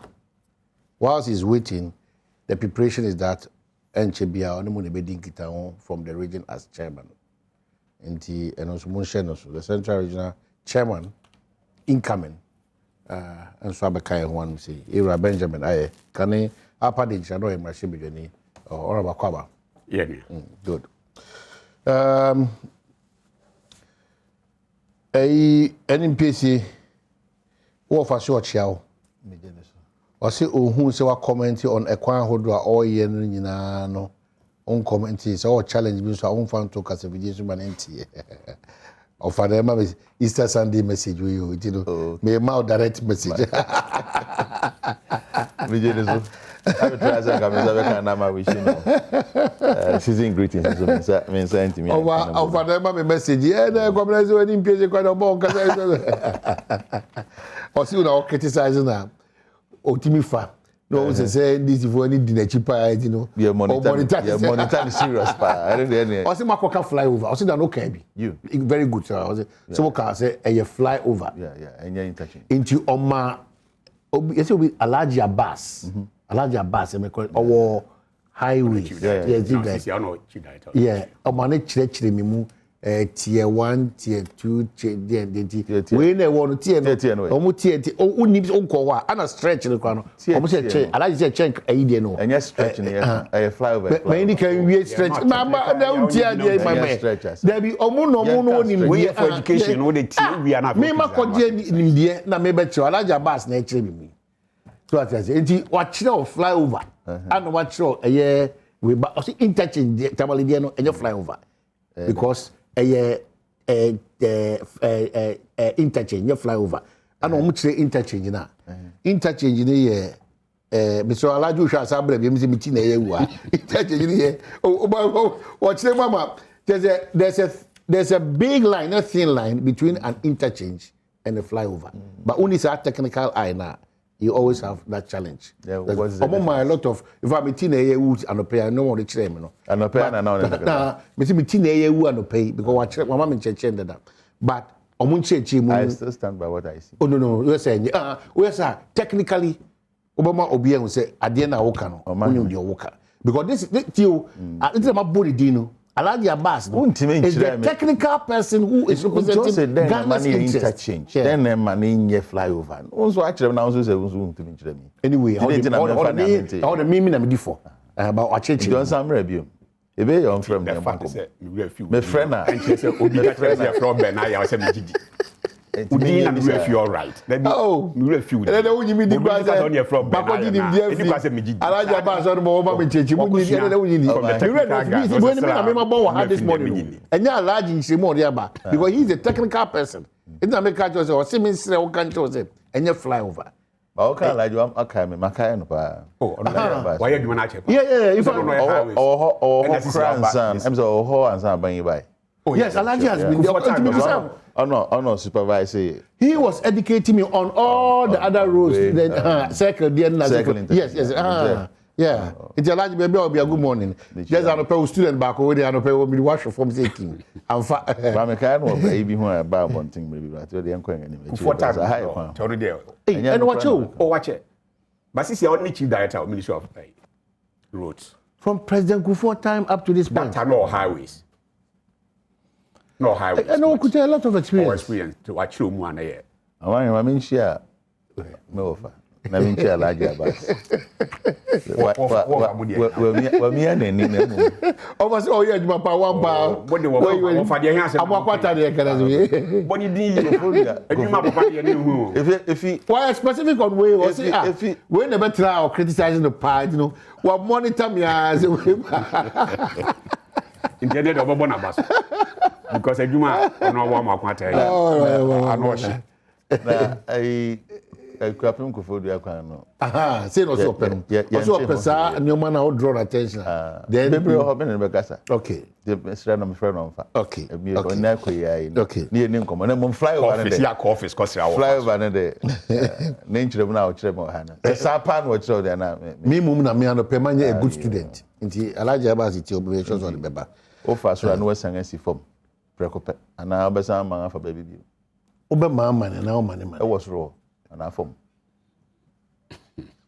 Oh, my name was on a paper. You didn't like about me, and many people say it's in Chema, dear. No cry, the kind of say it's in Chema, no cry, the kind of tia. Oh, come back. Said the last name. What's the issue here? See a friend of flyover, see a friend interchange, see a friend. There's a movement there. At least a easy traffic. Young corners, I'm a boy. Didn't see a yard. I must see young corners. I come the Nipan. Want to man aduane obi man aduane ase e mo na de man kra na jollof rice na nye plain rice. Mr.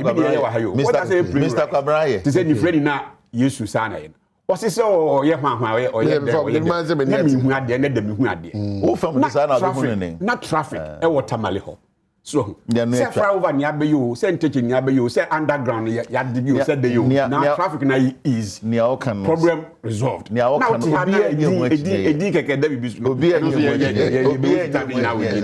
traffic easing no enya de papa we ye no has the problem been resolved problem no has na mo say o tie wo fa na me fra o kwa me technical person ma wa da na say wo fa so a eno so ye wa anyway you move on. Really?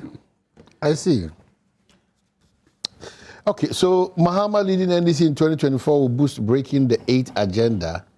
MPP for Nakase. I'm wondering why MPP Mbakasa because EIU for Akasa and NDC for also didn't about the EIU report, you know, as to whether it was Shansubia or about to in 2024 no more. But that EIU report, what year?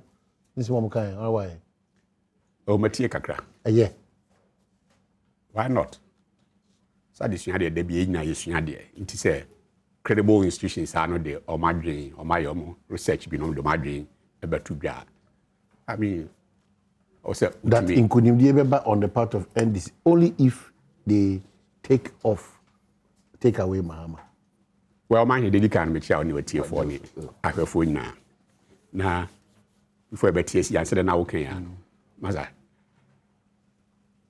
They need DSM near found. A Juma noble, I'm a quarter year now, say, oh, my name. He said, road, you know, say, no more cars are year of road, no. Unto cry, but Biatina cry near the 12. Near the 12. Papa need Badwam so. So okay, Juma no obo. Now one district, one factory, there so I cost CCR. Ne, to say Juma I cost no massa. Here you report no. Itina, me so no. The ten say. The bottom line, the much change na say. Me guy the late Dan Lati. And then says some program used to say one of the programs. Says Sifaka program. Yes. Obiza say ne running mate no. Your bar naturally, but must one be ma be oba.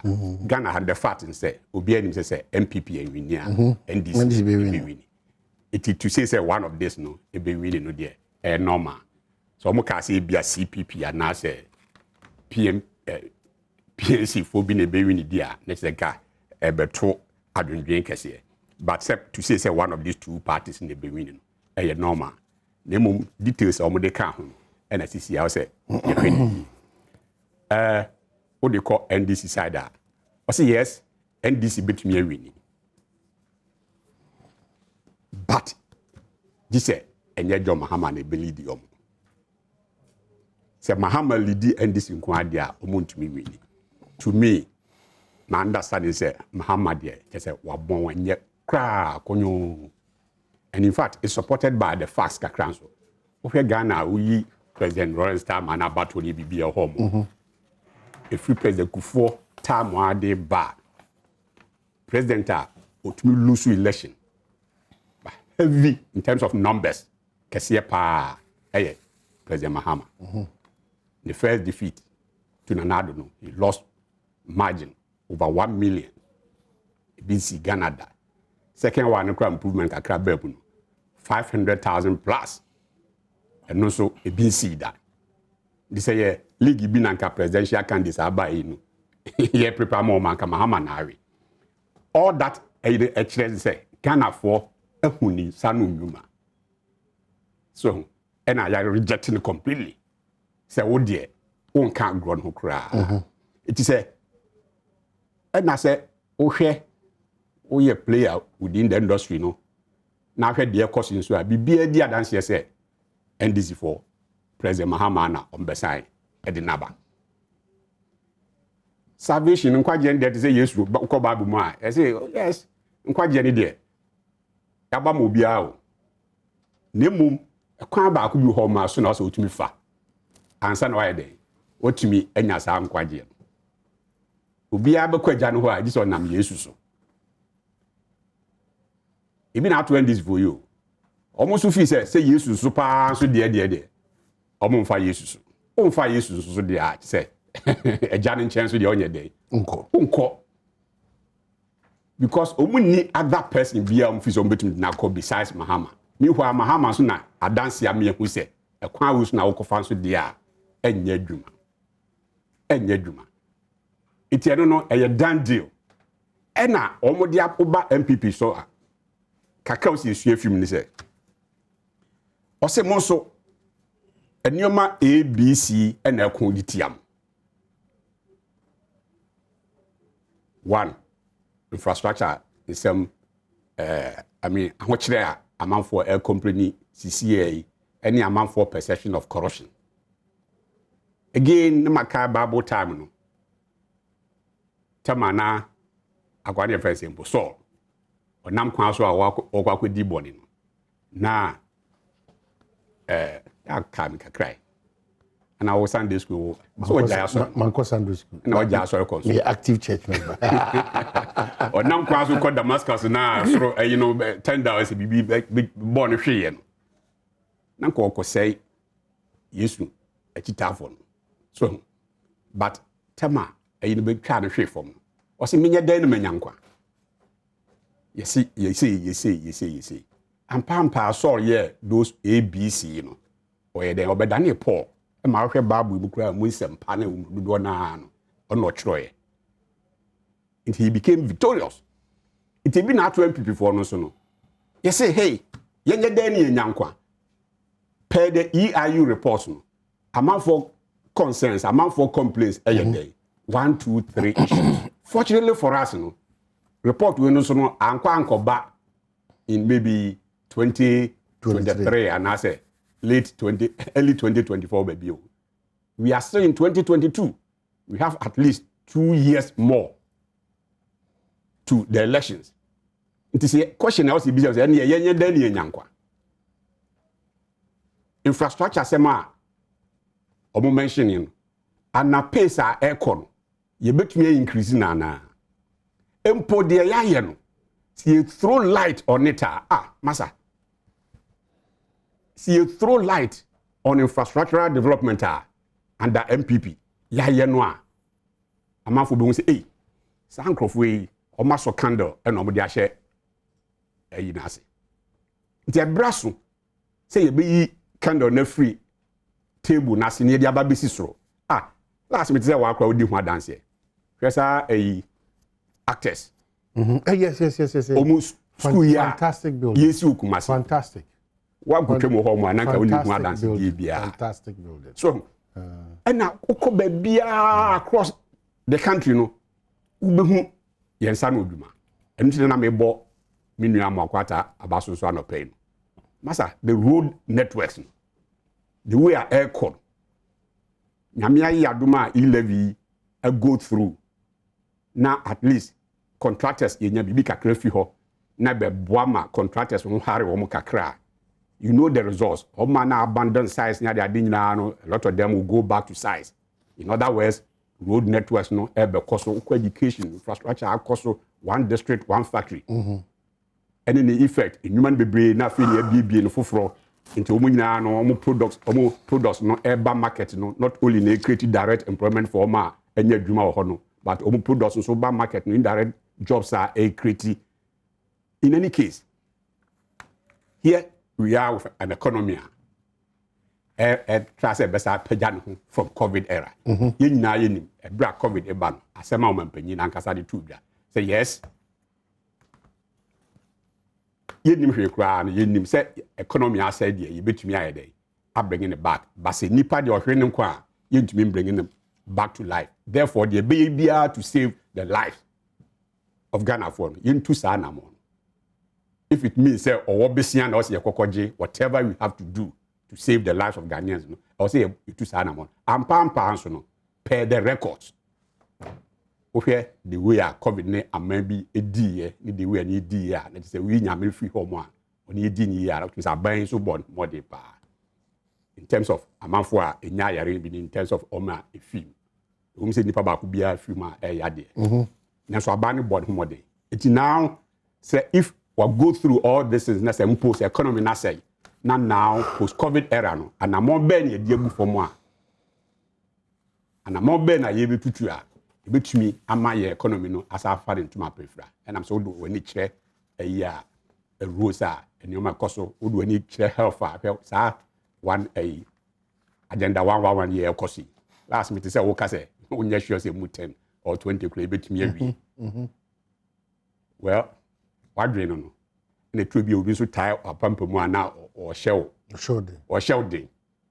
so we accept that challenge and we will prove more or more fee say bia yentumi nye including myself wo de minim say nkranhye na wo hye because we know what we can do ana any of your flagship programs dey buy ana ebi wo ma ye fairly wo ana free SHS ye ka say be ana ye fairly ana great planting for food and jobs ana ye fairly wo ana you see most of the nyoma ye dey need to say we ye be na ya ye ni no you know what we can do so it is agenda 111 you say ni nyina come before election na we nyina come on board na one district one factory projects you do na ba on board na education where there air cost communication no and still I believe say I was improve. I was improve now, not just only see a better issue and a debate in the other. We say sometimes seeing also a more. It's a brass information ministry. Some of the projects are yet complete, and the ongoing ones, pictorial evidence. Where the last time Dr. Baumiade saw a friend said, tracker ne buy. Yes, nebwa. National Ghana for no more the average voter now or take ABA a 1.0 or I am free side on. Omwa hin the benya time and I say what access or to tracker and some identify project be. So I believe says you use traditional social media no Emma say Adom has say ni be a 1 hour. Ya babe to air time.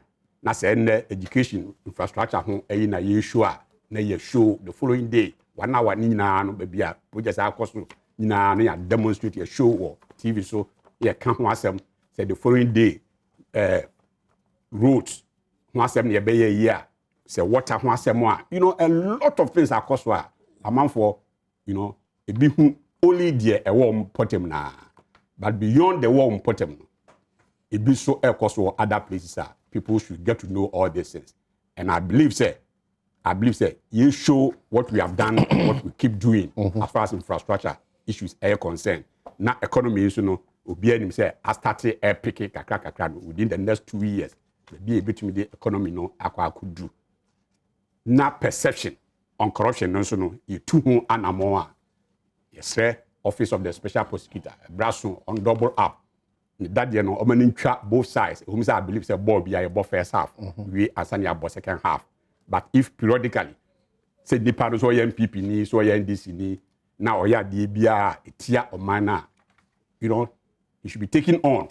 Someone who say yes, Office of the Special Prosecutor, no, so no, sorry, same way I emphasize IGP.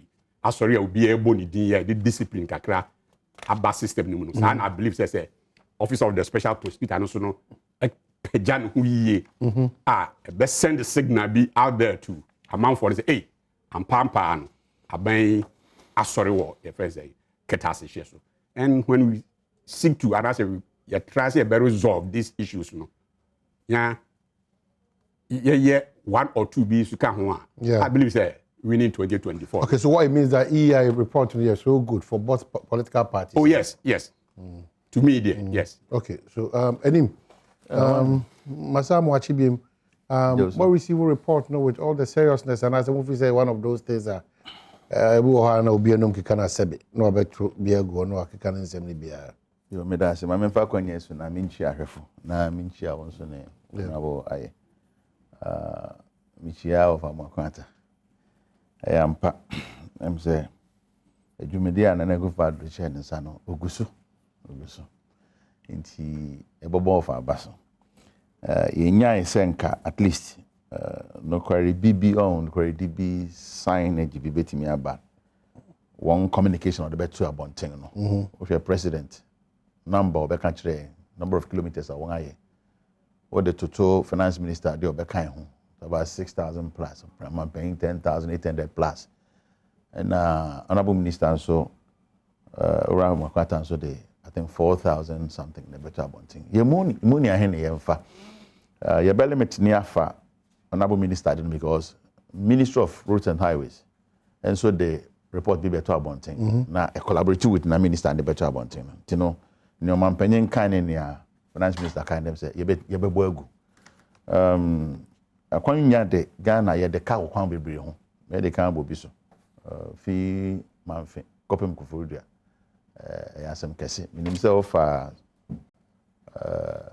edukrom posiso manya ogusu a waye ho anamon today na maken no awie no EIU report what better abonten ra no em say enra ya tise na manfo bi eso mfani ade na honorable aye kan sembi na mepese metre ne kakra o kan say EIU fusi omampanyin mahama say NDC de neba obedi nkugu enya no kwareda eni report ne bebia na wadaromo nia wakan ni o say the former president John Mahama is reportedly considering running again. But we expect the opposition NDC to try to revitalize its prospects with a fresh candidate. But you didn't interest in Obey Mahama. Say Obey flag bearer ma NDC. NDC bedinjo. Kinkai, the welcome. So if you want to revitalize your prospects. If you want to revitalize your prospects. If you want to stand the chance of coming back 2024. No. If you want to really. Mami chama myself no better answer. What for baseline? One baseline what they one report in nature say. Yeah, Dubra 8-year cycle yeah de to abano. Edu Omampenye Kufado onkobium in 2024. Inti MPP be di nipa foforo na beba. NDC so yeah di nipa foforo beba. In terms of say whoever emerges as flag bearer yeah di beba. Na mumfia wo twe no e de di say NDC what chance say ye betimi win election. That's number one. So what I say? You betimi revitalize your chances in terms of say by vote margin or whichever. Because now here you go primaries are at the whole PFA say 8 years national coupled with abanyi modinga or more in 3 aspects. Near the can here say infrastructure what the home for Uhisika be buy over 500 billion as against President Mahama Bresso I am on 193 billion both borrowing and revenue. And in near more the year Ghana for the no yastic there's a MPP more home modding or infrastructure here. Near to see being corruption, dream.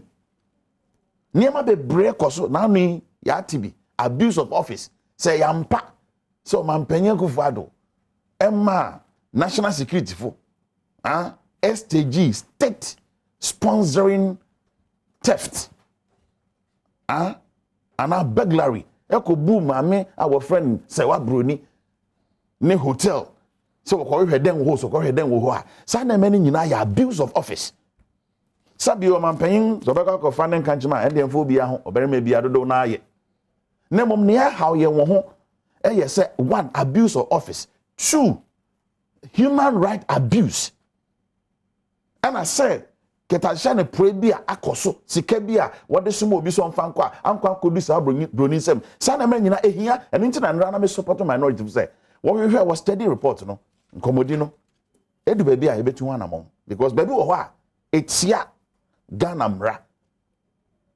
a yebeti me gina so ayi impeach omampen mana yeye ti ebedu wo enti sana men na iya yususu say abanye mo no ho modern wo ho ye Ketashane proin wana mom tu no enso ani eti so abiesa unemployment mmebu a wonya nnwuma nye eno coupled with say 8 years national then pa na ebema Ghana for renew MPP mandate say one break 8 as they claim assembly say na ekoni ye hia say ye benya majority in parliament nti ye be hia say ye be revitalize young front. Ye hear say ye be winning by huge margin. And it be here say ye be revitalize. It could be anything. One suggesting me by emra the people response what the better about you know. One kasa concede. And now one report what the one reaction towards EIU so I want report what the better about you. One get so one pa NDC be winning 2024 election. Done deal. What's your one report now? Nearby one say MPP be breaking 8. Nearby one and they say MPP be break you 1-8 kuna wo claim so wotimi ya dia and na ya dia be won pa. Na moment this day you bet me win 2024 election hands down. Enti common ni. O mahene near Ghana fususu ne say to whom much is given much is expected.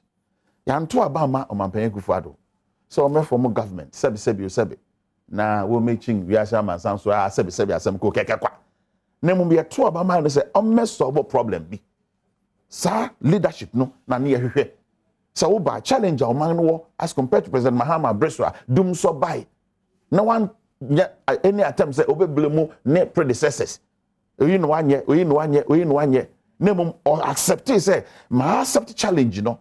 I will fix it. Me manage it. And penny and pa ofi power no na wetimi fix it doom some situation na magana for. Sa na e nikani. Anye ye kura no President Mahama Breso. Hospitals are ordinary see who say obesi amagana yarehwe etumpong no. Etime so aba. Ema ye nya COVID na no ye COVID ibai. Yantua obi anko India or UK. See ekosana yare. Yes sa obi ayare e wo UGMC. And our friend then Greater Accra Regional Hospital. Sanya man na Ghana for expect say o man penyan Kufuor na bank wo be ye bi aka ho. Besine one district hospital. Yetimi boast of. As against President Mahama anye ye kura no. O share be ye over 30 ase. Woko regional hospitals are anye ye kura no Greater Accra, Ashanti region, Upper East, Upper West, and na Tamale. Enyumo ye wo ho, Kolebu nyumo ye wo ho. O they are not to change schools are dan ahoro President Mahama see e ye ni Ghana for expectation. Sanka anye ye kura no ye be hu akwan. Ye be hu niema ahoro, na me feni. O wan panyin finance minister eba bonten now ni. Ne report we him o say we have completed about 6 interchanges. So what is our brother? Let us say obi shase no wanga be wi. FM. Obi shase no wanga be wi. Na ke expect so ye fi ase ye wi wa ha ye fi ase. Me nka se obetu obi do so na wo ye wi a ye mfom so. Ba onan kasa nso ama no kware na ba be daddy. O man panyin Akufuor abreso. Nia obetime di won says won bu aka. So eyi de ye kan se ye be ye. Ni aye ne pepepe. Challenges be a ba ho post implementation challenges e ba no ya hwa solve. Emu bia maaye. Ye nim ba bia president ma fa Ghana fi. Ene ba bia odi Ghana bedui. Eno no nkoa no esomboma say Ghana for besan a renew ne mandate say sang bra na begie. Menka we mfa nwie. Baby o how no momako challenge kese ye nuanom MPP fo erinya. Me say hena no wode ne ba be hye o mampenya Kufuor anan ato anan abe contest President Mahama. More concluding on Dramani Mahama, His Excellency. It's not concluded yet. Say obema no ho kwankwa say obaba be contested there. Me amete hey. Me hu ni ti amen say me dem support my President Mahama. So uti na me kan na iya ifon kra kan. Na obehwa de ba ko a iya you no one yes sampling say na other researchers na ye. Dodo na na otie fi Ghana fo bidoma no. But na no betia kasa MPP fo bi kan say me mom de NDC de friend MPP de men to aba ma won biom. Na mom me hawa ne say President Mahama NDC fo de ne beba no. Se nkanyo no anka meto ama NDC. But say NDC ni betimi akasa me de President Mahama ba men to aba man. O ma hin ebe ye den. So benya basa. Sure. Say Mahama is the next. For sure. So obe bankura there me hu obi obetma contest President Mahama. Not even do for a democratic institution. Not even do for not even Kojobonsu. Ebeding. I must be frank with you. President Mahama be bankura there. Obi bi obe contesting no. Obe finding it very, very tough. Okay. But say onoka so ma me nimnia sebi o yebetimi akwa ye na because ye share no force say changing omra. Okay. What can be say President Mahama be ma 8 years now obe kono mo be izama o. Na say ya ye bi da NDC ya abre. It is that game ni abo abre. So what I say? Has no kotoko match. Na say kotoko so de obia na be kwa na go post. Ma me nka we say me di gumbi ani mase. But they can marry my footballer. Eso Breman no goalkeeper. Ain't you know what the obia na kwa keep goal post na. Na has for mo dem say gumti na muso. Anka mo pop champagne. See ye de ne ba na be easy mama. Mo ntena hwe. Ni aka ne say hina no be ba succeed President Kufuor. E be dan what me decopo Dr. Bawumia from the Kufuor administration. Atun sleeping na on ne koba. Ono kura no ye chairman of the economic management team Atun sleepy at Japan semi. Inti den pa biom no de ba on board. I be convince Ghana for say a fair day obeba be kan no correct Ghana for say obema $1 million equivalent to each constituency. And then ka business na ko be about 8 billion na me boa. Inti hwe ka bebre bank abeda ho. ɛno no ba be catch Ghana for say no de ne bebe bia no President Mahama stands tall so ojetum so ba be ye flag bearer ma NDC there a cool chop. Okay, so that's it. Honorable, you be could try one ba. You ba me sure now trouble community. And then there's an interesting idea about these Russians talking to us as a country. It's very interesting. Very. So kontompo na doso. Anya kontompo e adwenkyere na doso. Kontompo. Adwenkyere. Because we be yasin bia no. E adwenkyere na doso. Adwenkyere. Omo na adwenkyere na omo di aba no. I'm saying it's interesting. And come later this in for hands, not the church, but more representative. One at benching. One bench sometimes.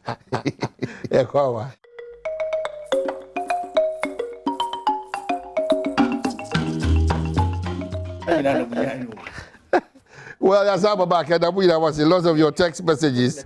Ebekin Kai say, Ebru Ebekin Kari Nadia, my way, a free, Reverend Oforiata, say good morning to Akwesi. Saturday, your 50th birthday, Deacon Nana Enim, or Resurrection Power and Living Bread, Alaji, and Amasama branch, and a day, from Reverend Oforiata. Happy 50th birthday to Deacon Nana Enim, or Resurrection Power. And what is, we're so free, on your behold, so also say, Christopher and so on, I don't know for Bozen, or Memphis Central Constituency, or she say, obey chairman for a year the MPP. We say Boafoni Radi. So, Christopher and so on, I don't know for Bozen, also Odi Abba. We also say things are not okay for the average Ghanaian, but measures put in place by Nana Bawumia government will normalize the situation.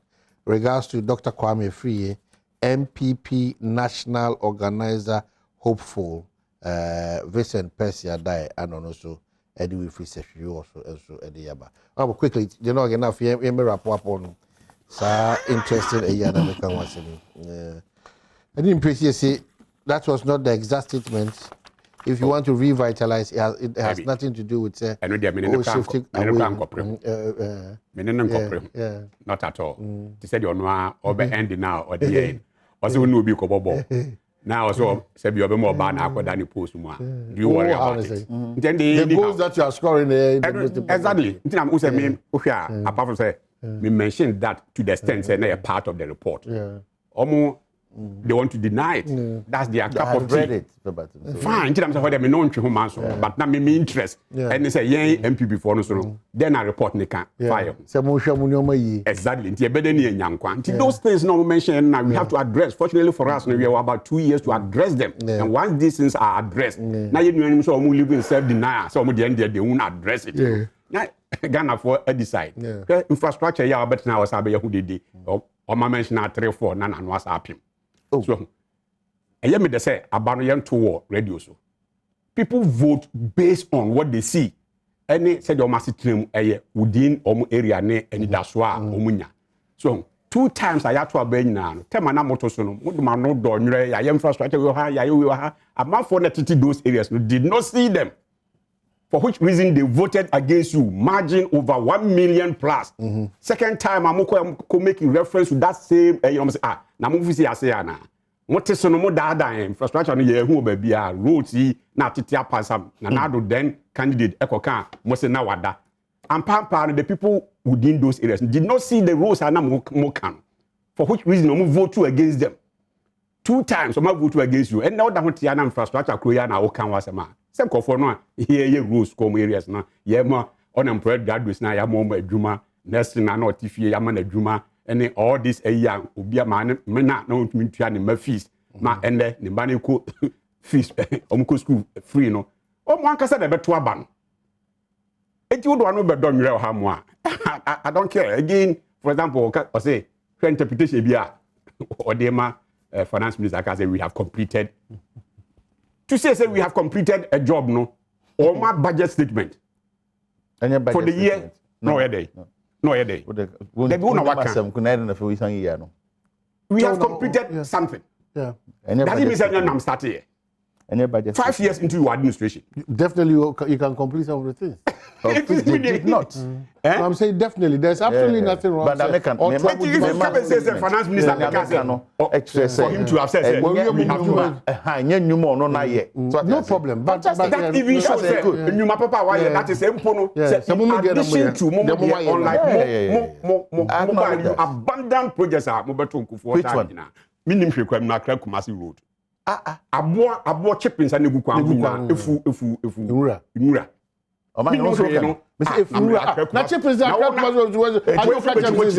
Nti mereba na fi wana da so go. Na wo kan sem say the wo no fa Kumasi say.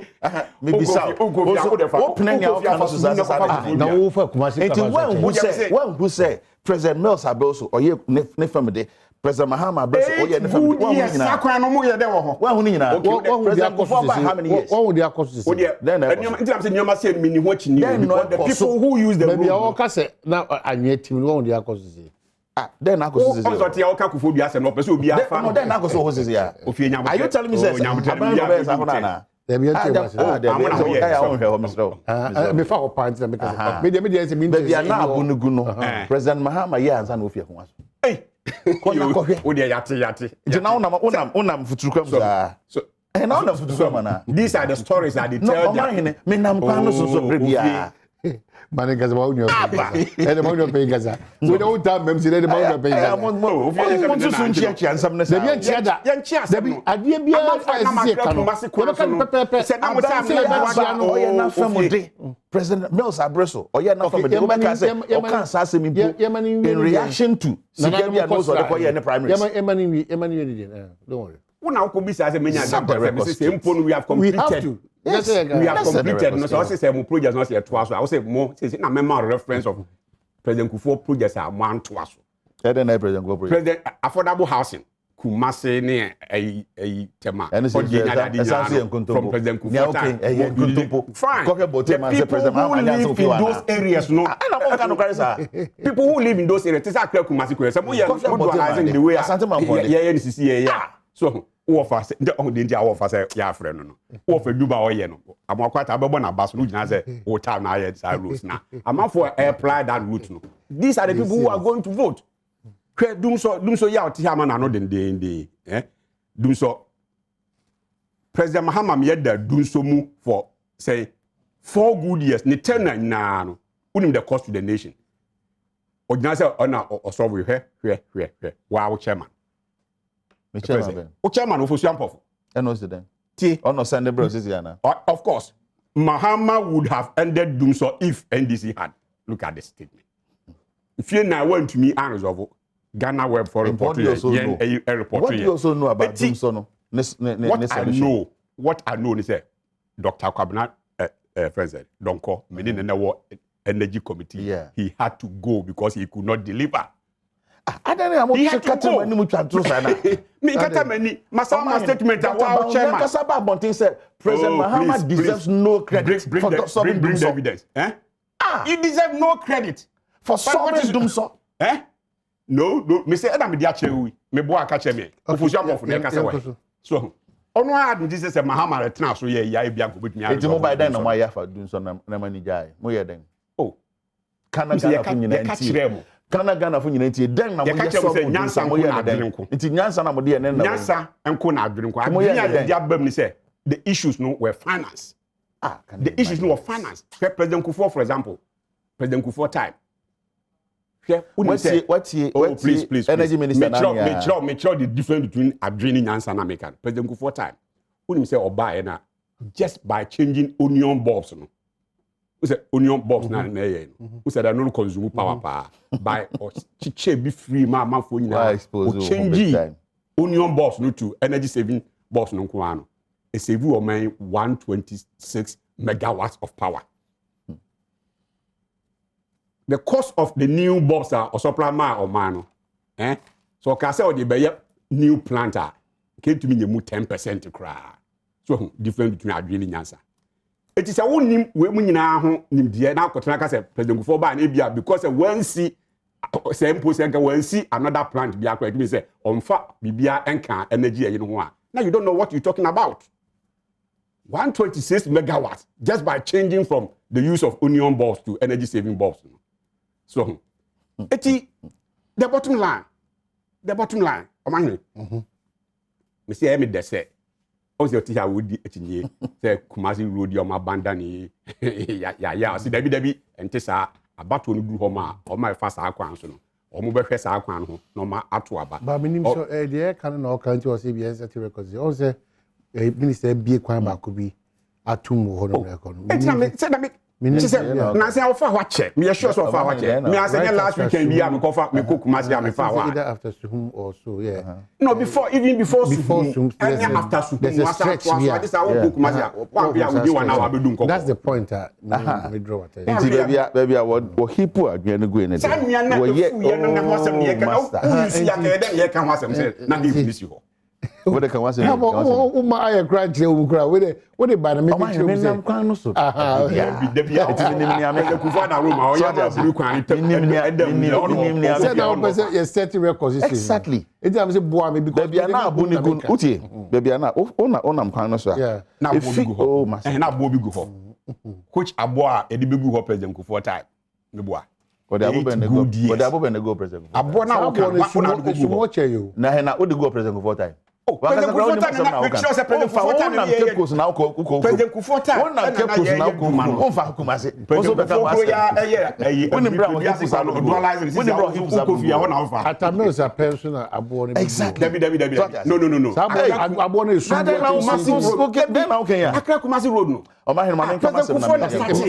o David obi ani se che David o yenka se contract na abundance na abo ni na aka ho right from President Mahama President Mills ebedu President Mahama 8 good years no they didn't utilize it that is the issue I can was okay Amane me da say honorable Timi kan President Kufuor solution or the buy energy situation and the problems at the face or energy sector so change bulbs telling you say as I say conserve energy and ameboa say na be ya yen waste no na wa de bi me na bro say be asem kon say nka ne hwere how bebre nia President Kufuor ye bra koso mojo we Ghana fo nyina anim and ameboa e de asofo ko bom pai oh masa okasa don't was semester apart from so bomb retrofitting of the was the meaning of retrofitting of that koso modern no so we extra here the buy to resolve this issue no and yes I offer take or pay plans basis home and one resolve issue what say no query me kai back maybe say then na President Kufuor ado obey why yeah about energy sector na ama bona mo claim say dum so na mo na mo solve finance o koka President Kufuor do obey bona na finance na way sika the power the existing energy plants and President Mahama raise young generation capacity could do you know it is there for everybody to see already could do near more refuses them obey and say energy commission had the report be about one thing somewhere I think President Kufuor's time say anya ye kran here add the 2 megawatts of generation to the existing ones every year 2 megawatts mobile half gramunya na vrongo you see na vrongo 40 almost 1 of pay because anya we community say ya solar plant e homa and quite generate about 5 megawatts oh so ante no na my you don't know besides that no but the person what you say me tia say no the person what you say ya chichire on mine no it's impossible so because we buy no and assume si buy no simple na take kukura wa management America within a contest also buying air finances. Are we still experiencing doom so? No. What do you call doom so? What do you call doom so? Then our friend doom so. Are we still doom so? Then our friend doom so. Oh, then our friend doom so.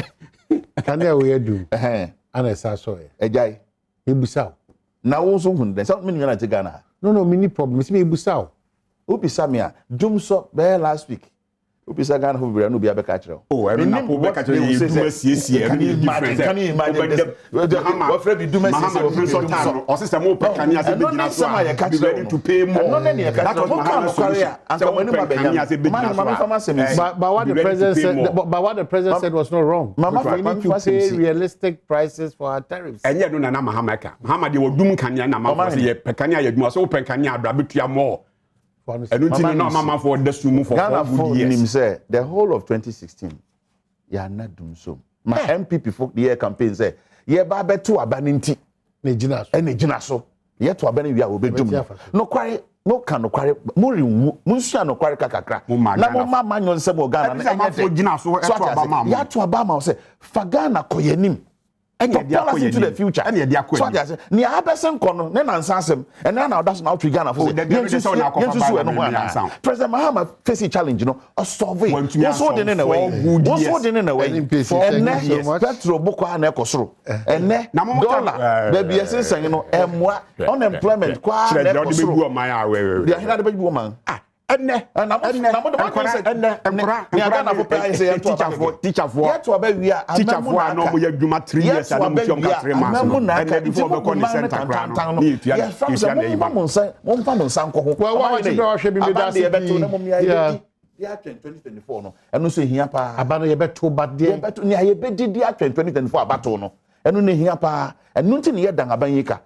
oh yes, and no suntina, ye creating jobs for the boys. And he let me I didn't ye creating you start or channel back on anybody.